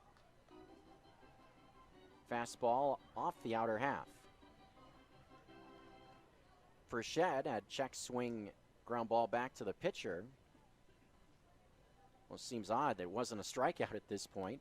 2-0, just below the knees for ball 3. Didn't miss by much. Via one free pass granted in the second, a walk, or a hit batsman rather. The 3-0 here to Frechette, taken all the way for a strike. Right down the middle. Right down the pipe. Not sure if you could have been more dead red in the middle of the zone. 3-1 offering from Villa. Ground ball foul. Behind Dave Clark in the third base coach's box. And it's always interesting to see how a pitcher goes after having such a great outing like he did to start the week. Obviously, it's tough to back it up. Villa has done that. 9 strikeouts entering this inning. 3-2 count. The pitch to Frechette is a ball popped up into very shallow right field. Playable. Debo goes a bit towards the line and puts it away. Kind of hopped towards that spot to DeBonville in shallow right field. Out number 1. Seems like he's gotten himself pretty comfortable out there in right. Always seems like, I shouldn't say always, but first couple years in this yard, watching guys out in the outfield, you see that it takes a little time for players to become comfortable. That short porch and right can be kind of ominous as Brandon Boning, completely fooled, swings through a changeup on the first pitch he sees. So 0 for 2 is Frechette, getting one into the outfield. Should feel fortunate. 0-1 with one out. This one cranked to left field on a line, a base hit. Took that fastball the other way nicely, did Brandon Boning. He gets the Chukars in the hit column here in the 6th inning. So Villa gets through 5 1/3 without allowing a hit. Pretty impressive stuff there. Double play depth, going to be tough to turn one of those with Bryce Brown coming up. Here he is. First pitch almost hits the bottom of the zone on the inside. Good pitch. Apparently was low for ball 1. Perfect spot though with the changeup. Bryce Brown's probably thinking, what the heck do I do with that? Only thing you can do is let it go by. Pitch on the way. This one lined as well, but foul. Trying to golf that changeup down the line did Bryce Brown. Probably a little bit more strike zone than what Villa wanted there. A spot knee high. Bryce Brown can turn on it just like he did. just was a bit out in front of it. Close to 100 miles an hour off the bat as well. Boning off the bag at first. 1-1 pitch, curve ball, strike 2 called on the outer half. Bryce Brown did not like that call whatsoever. Frankly, did look to be off the plate to me as well. Haven't seen much leeway laterally, so surprised. That one was called a strike. They'll check on the runner at first. 1 disengagement used with 2 strikes. Again, touching on that, one of the rules we saw as time is called by Brown. One of those rules, pitch clock and those sorts of things with baseball this year changes. You know, one of the other changes, disengagements on the mound. You step off, pick off, throw. You're given 2 of those, and if you do it a 3rd time, a balk is called. Which means Boning would then be allowed to move up an extra base. 1-2 to Bryce Brown with 1 out. The pitch is below the knees as Boning will take off, got away from Luis Navarro. So for the first time today, Chukars now have a man in scoring position. Rob Paller waits on deck. And yes, mentioned would have been tough to double up Brown, but now that scenario out of the equation after the wild pitch with a man at second base. First base now open. Count even at 2. Via to the plate. Fastball up above the hands for ball 3. Full count now to Bryce Brown. A walk here wouldn't be the worst thing in the world here in the 6th. Would set the force back up with Paller on deck. 3-2. Pitch to Brown is golfed foul. Was out in front. Looked to be a breaking ball in the inside part of the plate. Brown fooled. Was able to get something on it, though, to keep himself in this at-bat. It's been a battle of the top 2 teams in the Southern Division. Raptors and Hawks through the weekend. Both teams going back and forth. Not so much here today. Linquest Field, it's all Ogden, 14-2. The 3-2 pitch with 1 out, ball 4. Breaking ball off the plate away. Bryce Brown on the bases for the first time this afternoon. So Idaho Falls, after watching the Paddleheads rally for 3 in the last half inning to stretch the lead out to 4-0 where it stands right now, trying to find something here against Villa. Their first base hit. Now Brown draws a walk. First time in the ballgame that the Chukars have had back-to-back base runners reach against Alfredo Villa. Seeing a couple guys kind of move around down in the bullpen, but nobody has started throwing yet.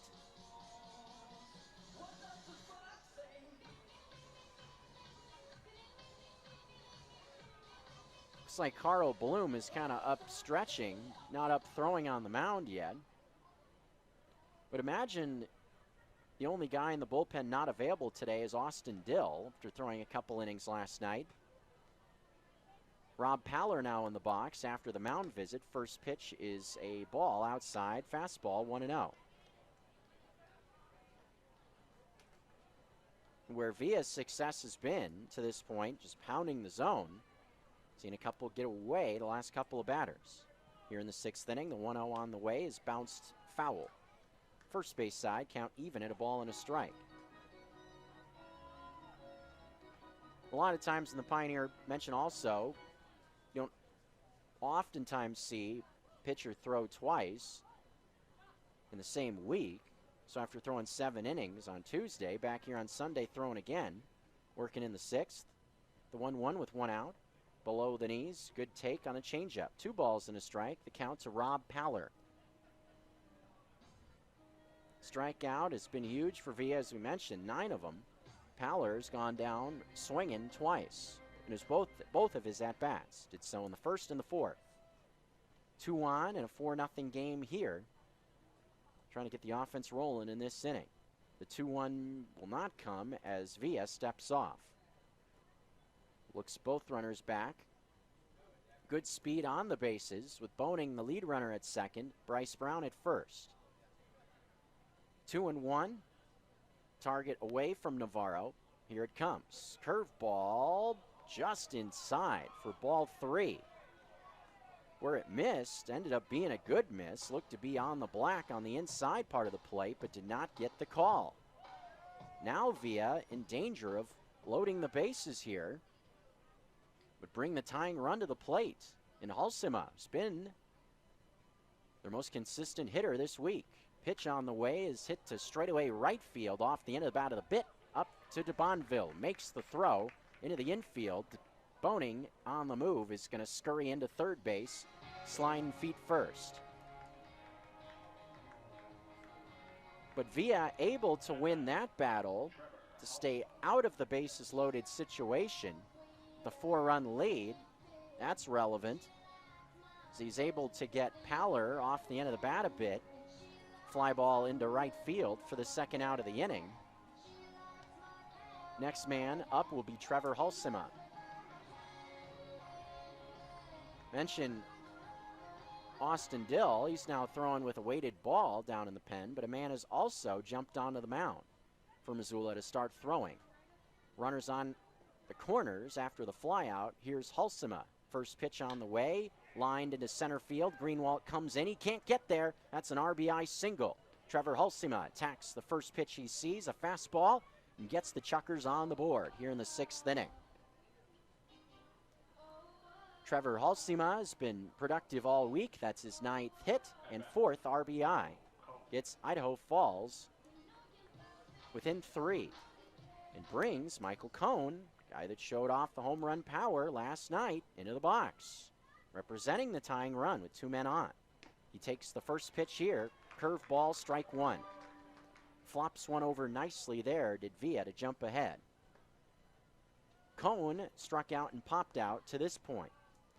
And foul ground as last time. The 0-1 is fastball up above the belt. Even count. The pop-up in foul territory caught by Patrick Chung on the bullpen mound. Put his hands up in the air, did a little celebration after. I got a kick out of it. 1-1 with 2 outs. Change-up missing, 2-1. Just seems like Villa is trying to get his way to the finish line in this half inning. Wouldn't imagine we'll see him out there after this. 2 balls and a strike with 2 outs. The pitch to Michael Cohn is swung on and missed. Went after him off speed, strike 2. Thinking about where Cohn hit the homer last night, it was a pitch low and in. Something tells me this next pitch isn't going to be inside, unless it's a mistake. The 2-2 on the way, swing and a miss at a pitch well off the plate for strike 3. Alfredo Villa pumps his fist maybe one last time and walks up the bump with 10 strikeouts. Here comes the peanut inning, the bottom half of the 6th. Paddleheads lead it by 3. Chukars on the board for the first time in this half inning.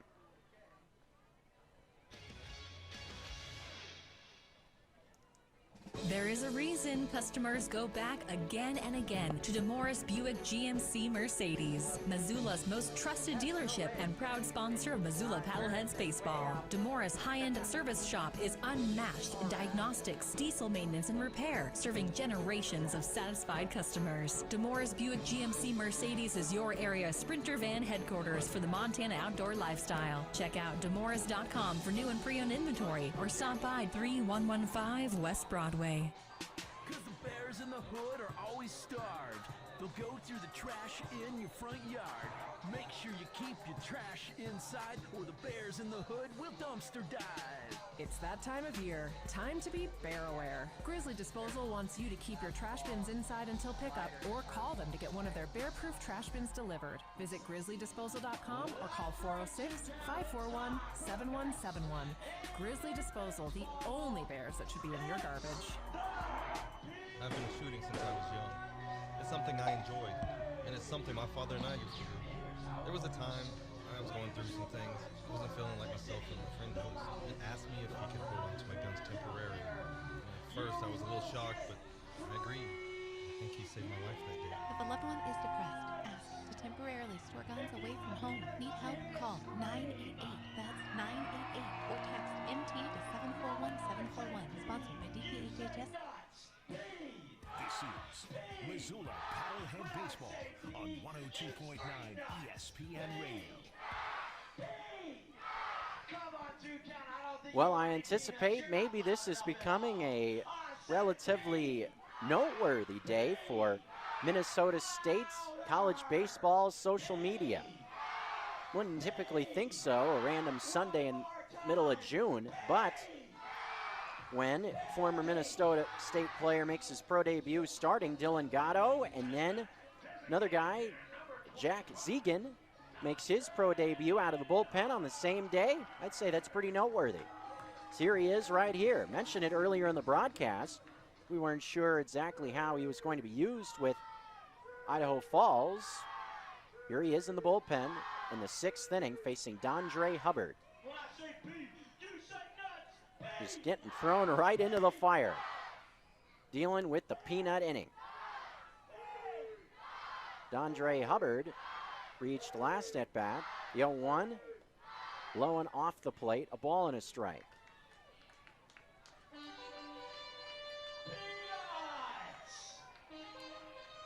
Saw Robbie Brown get his first look at the peanut inning last night.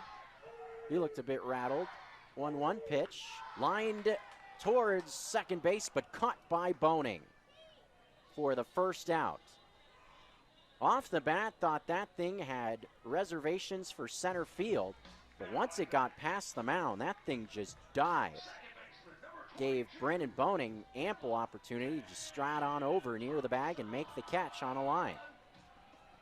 So Hubbard kept off the bases to start the bottom of the 6th. Always big to try to keep that leadoff man off the bases. Here's Cam Thompson now. First offering, line towards the middle, a base hit. Almost hit. Now the ball gets away in center. Bryce Brown allows Cam Thompson to move up to second base. That's the second time that we've seen Brown just kind of unsuspectingly just kind of lose it out in the outfield. It's led to an extra base, allowed the Paddleheads to score one extra run in the last half inning. It allows Thompson to advance from first to second. So for the second time, in the last 2 innings, a base hit and an E8. Score that in your book. As Thomas DeBonville strides into the box. First offering to DeBonville, knee-high strike.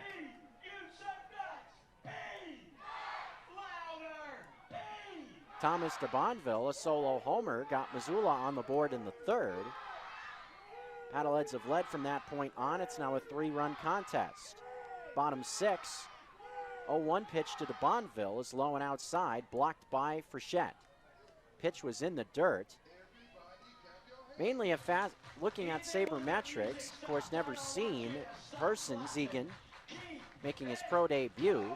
But looking back at stuff from Minnesota State, fastball slider combination mainly. Seen the fastball mid to upper 8s so far. Also a flop over at curveball from time to time. 1-1 pitch to DeBonville is low for ball 2. Trying to find the bottom of the zone on the inside portion. Saw a couple of guys warming in the Paddlehead pen in the last inning. Fuemayor and Bloom, but nothing going on down there right now. 2-1 to DeBonville. Here it comes. Lined into center, over the head of Wyatt. Here comes Thompson, and he will score. DeBonville headed for second, and he's going to make it. Sliding in head first. Believe it was Halsema not fielding it cleanly in the outfield, allowing for free 90 feet a second time. The peanut inning strikes, and the Paddleheads get the run they just lost right back. It's now 5-1. DeBonville will get credit for the RBI there, his second of the night. 2 for 3 for Debo.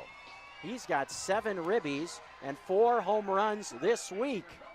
He strikes as the beer batter a second time to knock in a run. say that's the good choice for the beer batter today. Whoever picked DeBonville had a babe, as Patrick Chung will stride in. Sure, the fans are dinging it also. Just keep it flowing. It's a Sunday, after all. Here's Patrick Chung. He takes outside for ball one. Also have to big shout out to Jared, in-house chef for the Paddleheads. He has been cooking it up with all these awesome looking specials. Today looked just straight gourmet. He's been mixing it up too, all different stuff. Had a Loco Moco platter, a Hawaiian dish as Chung rips one into center field. DeBonville racing around third. He is going to score easily. Big turn at first. The former Chukars get the Paddleheads on the board twice in this half inning. Largest lead of the day now stands at 5, 6-1. Took 2 at-bats for Chung to get going, but yet another multi-hit game now for Patrick Chung. Picks up his 28th RBI and 6th this week for Chung. He's now 2 for 4. Paddleheads took him a few innings to really get going in earnest, but now have scored 5 runs in the last 2 frames to stretch their lead out to 5.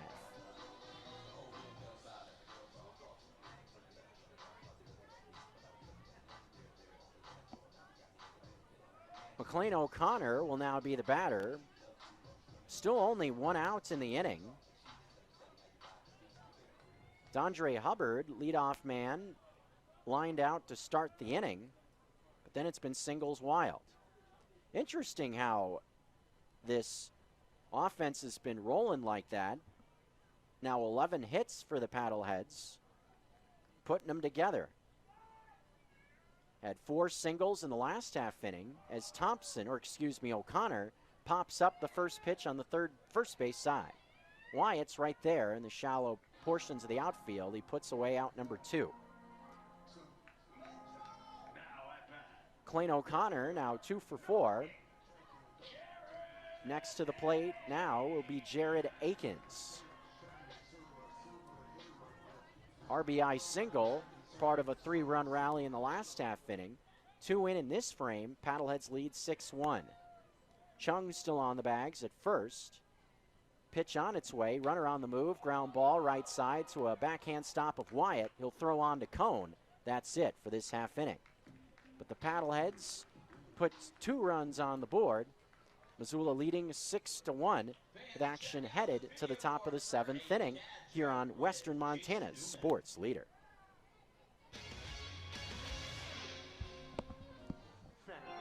Looking for the latest Paddleheads or University of Montana apparel or Montana gifts and souvenirs? Swing by the Paddleheads Post on the corner of Main and Higgins, your one-stop shop for all things Montana, or online at paddleheadspost.com. And remember, first pitch for all Monday through Thursday and Saturday games is scheduled for 7:05, with gates opening at 6. All Friday home game gates will open at 5:30 and first pitch at 7:05. Sunday home games will be at 2:05, with gates opening at 1. Tickets and more at gopaddleheads.com. Tim McHugh from the Montana Imaging Center. Are you stuck on a wait list for an MRI? Well, now you can skip the line because Montana Imaging Center offers same-day and next-day appointments. As a patient, you have the right to choose where you get your MRI. The Montana Imaging Center can call your doctor and transfer the order, and we'll get you right in. The sooner you get your MRI, the sooner you get answers, and the sooner you'll get back out there. Most insurance is accepted, and we have affordable. We also accept collision insurance. Visit MontanaImagingCenter.com for more information. From New and dominate fields, courts, and tracks. Now catch up. School athletes prepare to continue their careers in college.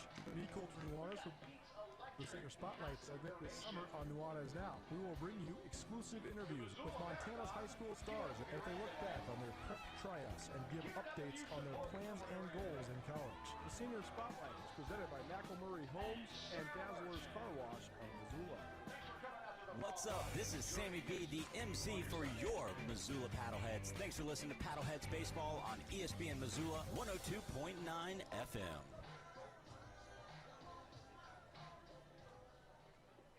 Back with more action as we begin the 7th inning. Tyler Wyatt will be the man roll into the plate first. Wyatt making the last out in the last half inning. Two-way guy extraordinaires. Wyatt, he grounds one just foul on the third base side of the field. Very close. Almost looked like saw white chalk fly up. Right on the line. Seen him in the infield, the outfield, on the mound. Thought I saw him giving out programs earlier on the concourse. The 0-1 pitch to Tyler Wyatt. Fastball outside, 1-1. Interesting how Wyatt's tried to pitch more this level of pro ball.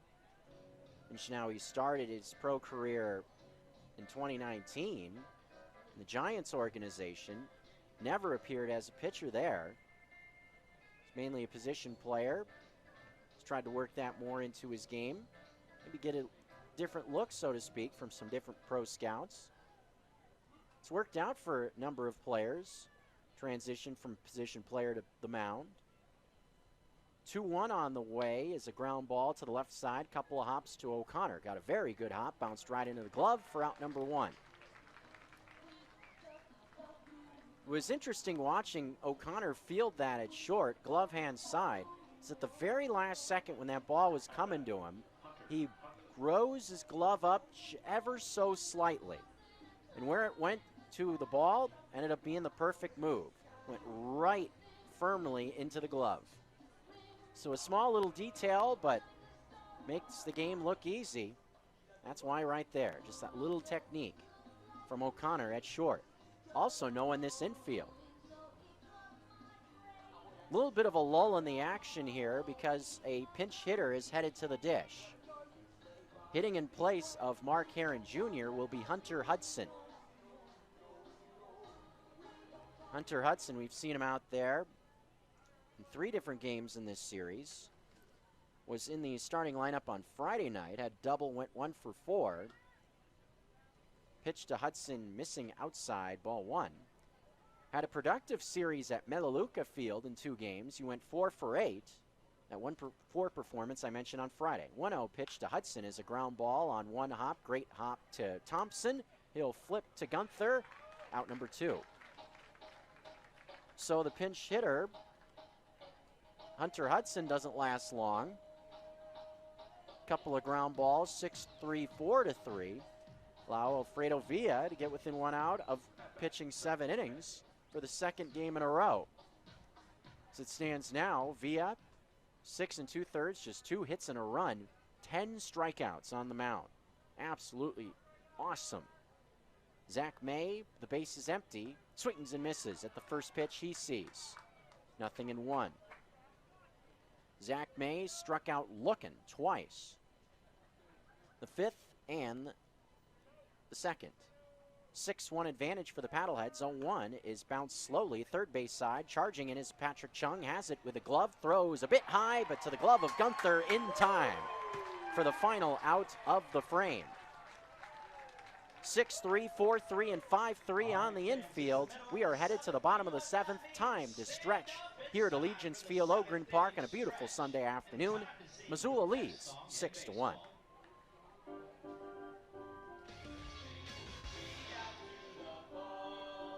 Hey Montana, I'm take rolling. your drive to the next level with Northwest Motorsport.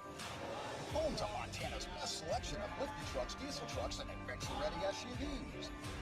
At Northwest Motorsport, we don't just sell cars, trucks, and SUVs. We also make it easy to trade or sell your old vehicle. Find out how to upgrade your ride at nwmsrocks.com/upgrademontana. Don't settle for ordinary, find greatness with trucks, and more trucks at Northwest Motorsport. If you have hip or knee pain related to arthritis and the pain is getting in your way of doing the things you enjoy, now is the time to schedule a comprehensive evaluation. Dr. Ken Barton, who specializes in hip and knee replacement surgery, is accepting new patients at Missoula Bone and Joint, located at 2360 Mullen Road. Not everyone is a candidate for surgery, but it is nice to know your options. Missoula Bone and Joint, quality care for people who care. Montanans know how special our waters are, but pests like zebra mussels and Eurasian water milfoil can harm recreational opportunities. Protect our waters by cleaning all mud, plants, and debris off your boat and equipment before leaving the access site. Drain water from motors, live wells, and bilges. Allow your boat and equipment time to dry before your next outing. No matter what watercraft you use, stop at all inspection stations. Together we can protect Montana's waters. Visit fwp.mt.gov/AIS. Brought to you by Montana FWP and this station. We now return to Paddlehead Play-by-Play on ESPN Radio. You cannot go over the brim. Bottom half of the 7th inning about to begin. Rookie Jack Zegan will come back out for another half inning of work for the Idaho Falls Chukars. Zegan out there in the last half inning in relief of starter Dylan Gatto. A pair of Minnesota State products getting their first experience in pro ball. Tough test opposite these Paddleheads. Haven't had any support really from their offense either. Missoula leading this one 6-1. Cleanup man Keaton Greenwald will get the bottom of the 7th off and running. First offering from Ziggin is a foul off the end of the bat. Greenwald's one ribby for Greenwald today. His 7th overall this week. Sacrifice fly back in the 5th inning, a 3-run rally. Missoula on the board in the last 2 frames. The 0-1 to Greenwald is outside for ball 1. Activity going in the bullpen off to the right for Idaho Falls. Things kind of would say stirring in the Missoula pen off to the left. Couple guys up kind of standing around. Nobody's started throwing yet at this point. Seen Fuemayor and Bloom up at times. 1-2 pitch to Keaton Greenwald is below the knees for ball 2. Villa has gone into the 7th twice. 7 strong today as well. Not sure if the idea would be to go back to Villa for another half inning. With a 5-run lead as it stands now, as Greenwald gets jammed, hits it off the first base bag, fair, but handled for an out by Ziggin. That was funky. Just a jam shot, ton of spin on it, ball bounding up the first base line. Cone let it go, anticipating it would kick foul. It went right off the first base bag, so obviously when it hits the bag, a fair ball. And all of a sudden then there was this kind of scurry, everybody kind of realizing, oh boy, this could be an interesting play now. But Ziggin made it work out. All that for a 3-1 put out. Here's Luis Navarro, who takes a strike. Inside part of the plate, looks like the slider, 0-1. Just 2 hits thus far for the Chukars. Both came in 1 inning in the 6th. 1 frame they scored. The 0-1 on its way is outside to Navarro. Solid day again for Navarro. He has been awesome this whole series at home especially. He's on base 3 times last night, 4 hits in game 1. Popped up the 1-1 pitch on the first base side. Tyler Wyatt calling off Cone near the bag. He makes the play. First time that Luis Navarro has been retired this afternoon. That records out number 2. More success here for Ziggin after giving up 2 runs rather in the last half inning, looking for a scoreless frame here in the bottom of the 7th. Still will have to deal with Jake Gunther. 1 for 3 is Gunther today, a single in the 4th. 6-1 lead for Missoula in the 7th. Pitch on the way is just outside for ball 1. Looked like a changeup that was just a hair off the plate. Missoula, a brief road trip to start next week, then coming home. Big weekend next weekend. 1-0 is low and in. Get an early start to your 4th of July weekend. Friday night, Saturday night, for your 4th of July in general, with 4th of July landing on a Tuesday this year. Count 2-0 with 2 outs to Gunther. He's got some count leverage in this at-bat. Base is empty. 2-0 is below the knees for ball 3. Dondre Hubbard would get a chance next if Gunther gets himself on base. 3-0. See if he has the green light. Here it comes. Fastball outside, a 4-pitch walk to Jake Gunther. First walk issued by Ziggin. Next to the dish will be DeAndre Hubbard. But next weekend, back-to-back, Friday night, Saturday night, Range Riders, second place in the Northern Division, will be here. And the Paddleheads will have fireworks back-to-back nights. Get you rolling for the 4th of July. So come on out. It's going to be a fun atmosphere. Tickets will go fast. First pitch is low and outside. It's one thing this town loves, it's their fireworks. Of course, 4th of July thinks so also. You won't have a chance to see Missoula on the actual Independence Day at home either. They'll be on the road in the Magic City, visiting the Mustangs. The 1-0 off the end of the bat, popped up shallow center field. Who's it going to be? Moving into right center is Hulsema, cutting off Bryce Brown. Two partially to collide also. But Hulsema able to track it down for the final out of the frame. 1 out, but no hits in the bottom of the 7th. Heading to the 8th inning, Paddleheads lead by 5. This cup to the brim. If they overfill it, they are out. They also have a chest timer, so they have 1 minute each. All right, Brandy, you're going first. All right, hit that clock. And let's go.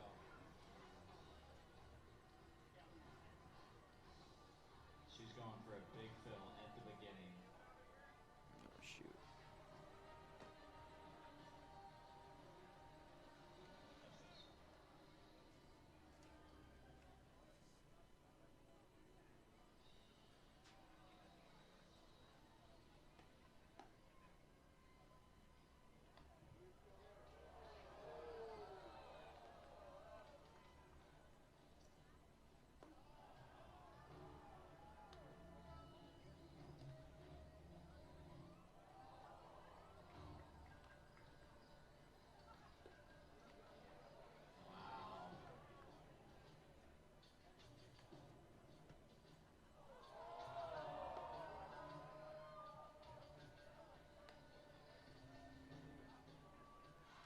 They are shaky from only eating hot dogs.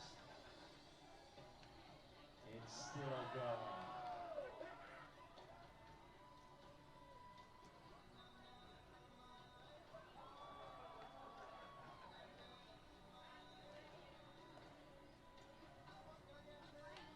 Pause the game right there.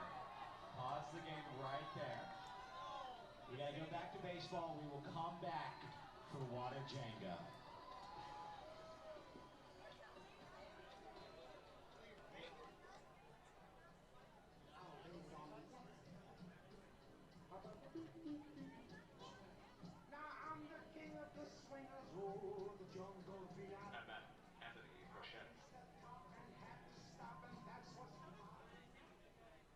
Back here in the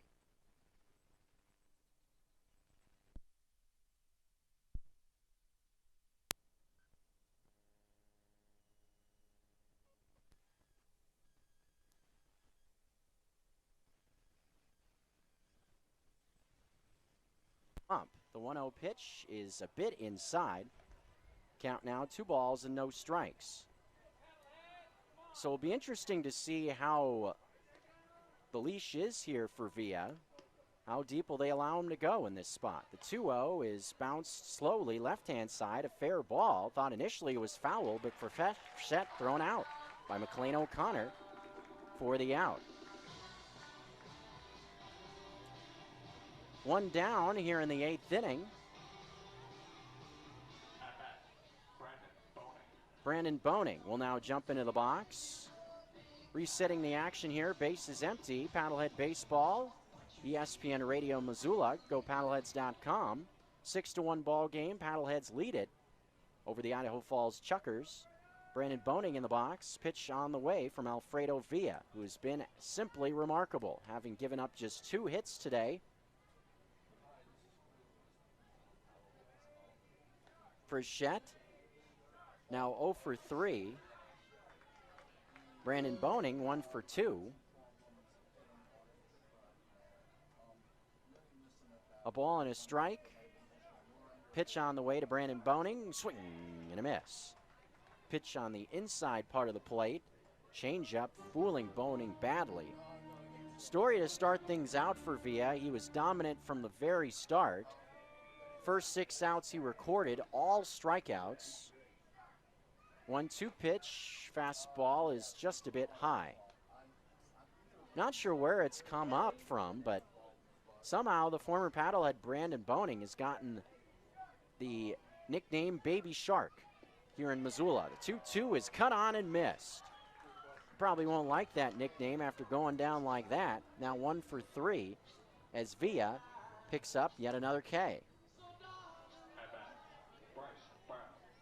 Impressive for Villa. He gave up an RBI single in the 6th, the only time he's given up a run. After giving up that base hit to Trevor Halsema, he has gone on to retire the next 6 batters he's faced. As now Bryce Brown will stand in with 2 outs and the base is empty, and he takes a strike at the bottom of the zone. 0-1 with 2 outs. Rocking away here in the 8th inning. The 0-1 is a ball popped up. Left field, playable. Akins drifting into left center a bit, puts it away. That's it for the top of the 8th. What an outing for Alfredo Villa. He goes 8 strong. Will he take the mound in the 9th? Not sure, but what an effort either way for the right-hander.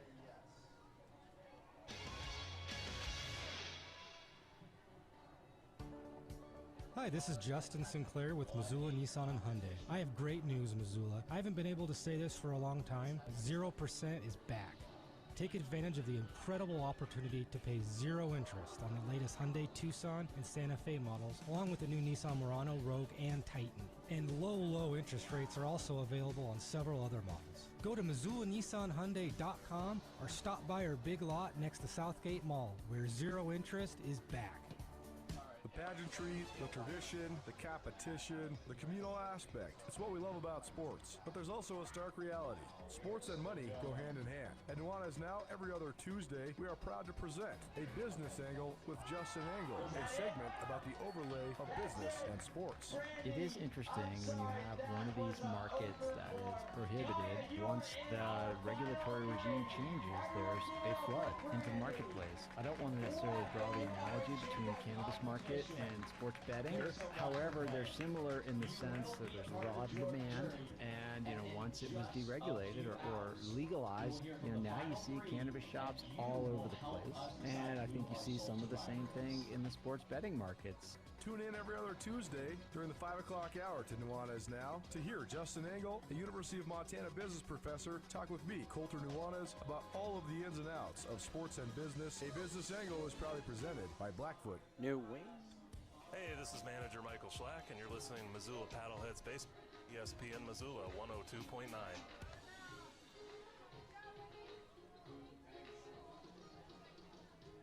Back here, Paddleheads out in front here in the bottom half of the 8th inning. Late inning specialist for these Chukars will take the mound here in the 8th inning. Leads the team in saves. He's got 4 of them. Bryant Bagshaw, Lake Havasu, Arizona, rookie, right-hander. Been off to a pretty solid start this year for Idaho Falls. He will take the ball, looking to make sure this deficit doesn't get any larger for the Chukars, trailing by 5. Cam Thompson to start the inning off against Bagshaw's first offering is a bit in tight for ball 1. Paddleheads saw Bagshaw at Melaleuca Field. Really pretty good-looking stuff from the right-hander. Rookie out of Minot State University. 1-0 on the way is in tight for ball 2. Fastball upper eights, touched 90 miles an hour, and go along with a big curveball. He really can flop it over. The 2-0 on the way, there it is for strike 1. Big break on the curveball. Comes in there real slow also, right around 70 miles an hour. That one with 17 inches of vertical break. The 2-1. Curveball, this one popped up, shallow left field. Foul territory, May backpedaling, makes the catch. Basket style and foul ground. That was a bit of an adventure there for Zach May, but he was able to make it work out. Kind of was spinning left, right, looked over his shoulder, went Willie Mays style for out number 1. Thomas DeBonville will stride into the box. Thompson, 1 for 4 today. DeBonville having another awesome afternoon at the plate. First pitch, a curveball below the knees. 1 ball, no strike count. 6-1 lead for Missoula. Billings swept their doubleheader today. It's a final also in the Flathead. The 1-0 is a big rip and a miss by DeBonville. Range Riders come from behind, take another game, behind 2 runs in the 8th inning, squeak out a 6-4 win. 1-1 with 1 out, hard but foul off to the right. So Glacier at 17 or 18-11 now. After losing that first game, just getting their doors blown off on Tuesday, they come back with 5 in a row. Victorious, did the Range Riders. 1-2 pitch is fouled off. But time after time, Great Falls right there with the Range Riders in that series. It just seemed like they found ways to just lose lead late. That bullpen is just not working out for Tommy Thompson. 1-2 pitch, swing and a miss at the big curveball. Strike 3 in the second out. Setting down a pretty hot hitter also in DeBonville, who is now 2 for 4. Speaking of hot hitters, Patrick Chung surely in that category. Total in this series against his old club, 15 for 29 and 6 RBIs for Patrick Chung. First pitch is inside for ball 1. Say that has to be up there potentially for Offensive Player of the Week, you would think. 1-0, curveball, belt high, just outside. But DeBonville, you'd have to think, would be in the conversation also. DeBonville, action this week, 10 for 20, 4 homers, and 6 RBIs. So who are you going to go with? Those 2 guys. Who had the better week? That's a toss-up in my eyes. Heck, give it to both of them. 3-0 with 2 outs, taken all the way by Chung for a strike. 2 hits in his last 2 at-bats, drove in a run in the 6th inning, a 2-run rally. Scored 5 runs in the 5th and 6th to pull away as Chung fouls one off. 6-1 advantage. Chukars stuck on 2 hits. John LaRosa is throwing in the bullpen, so I would imagine with that being the case that the day for Villa is probably over. Chung hits one shallow right center field. Long run for Halsema, but he is able to track it down in right center for the final out of the frame. A 1-2-3 inning for Bagshaw. We will head to the top of the 9th. Missoula leading by 5, looking to finish off this series with a victory to finish the week 5-1. Our final 3 is Sandy.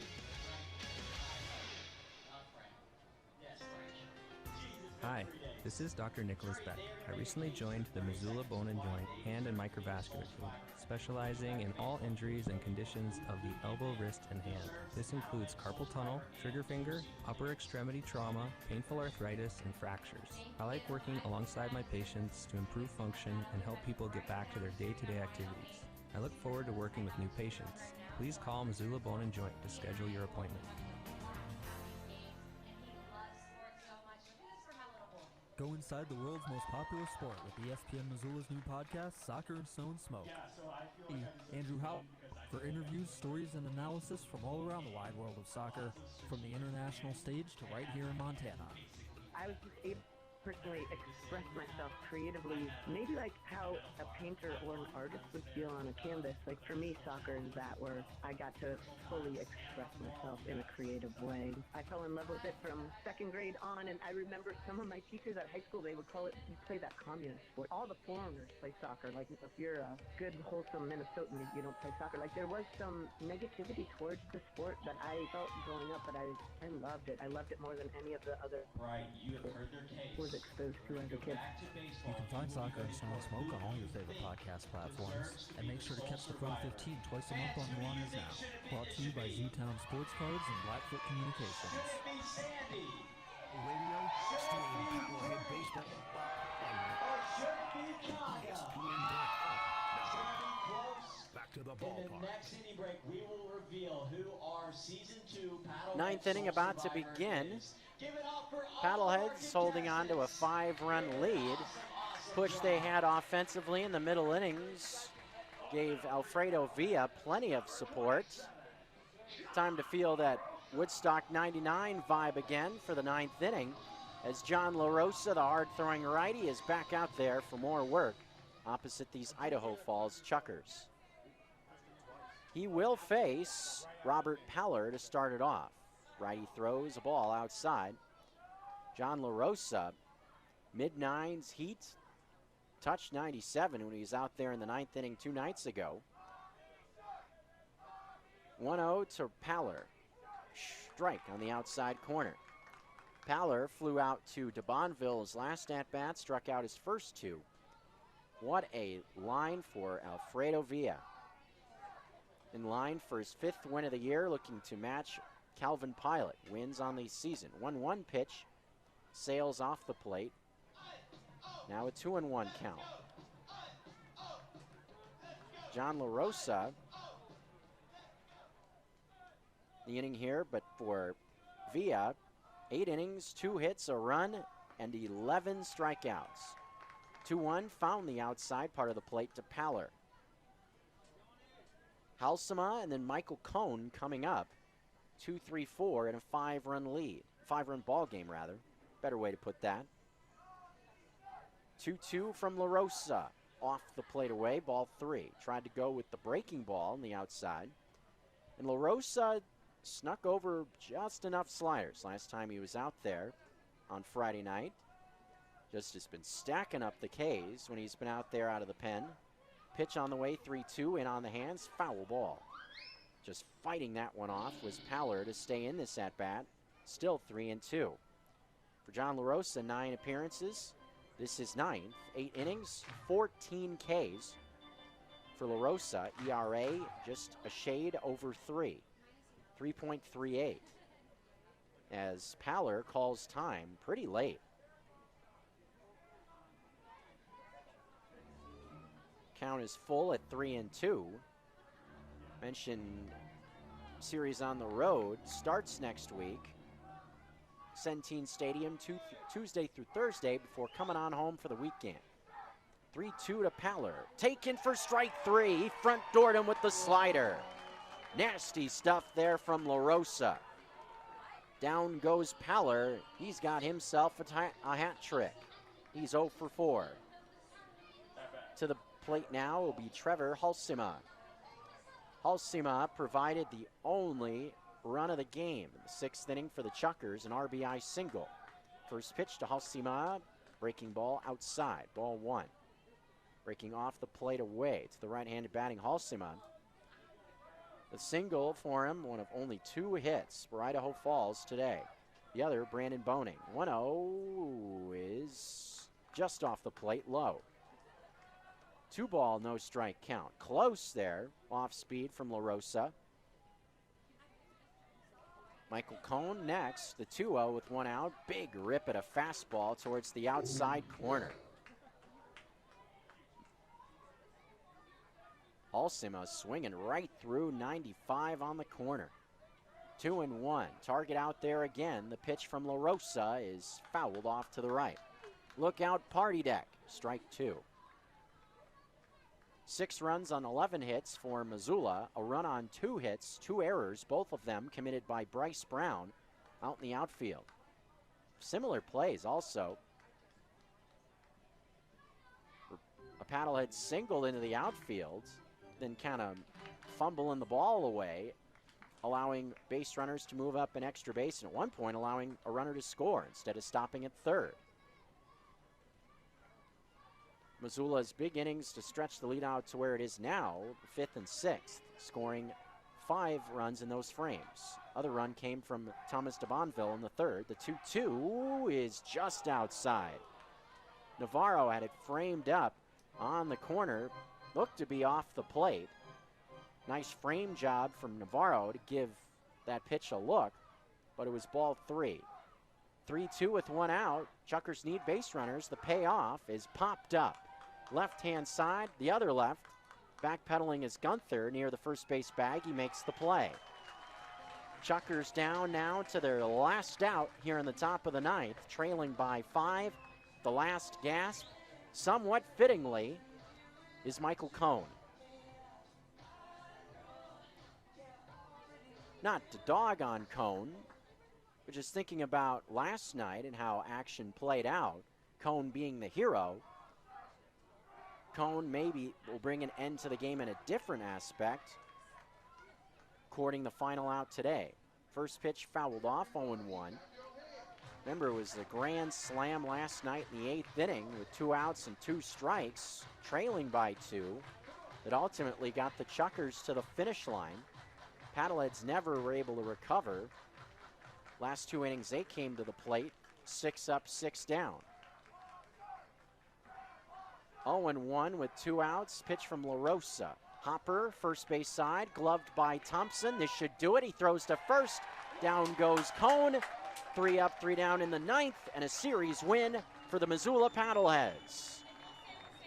They bounce back after the loss last night, get right back in the win column behind an absolutely special effort through 8 innings from Alfredo Villa.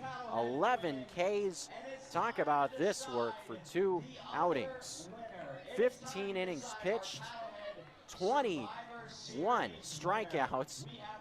Just outstanding for Villa. He matches Calvin Pilot, tops on the staff in wins. He now stands at 5-0. The Paddleheads can roll into an off day with a 5-1 week opposite the Chukars. We'll wrap up this week after this.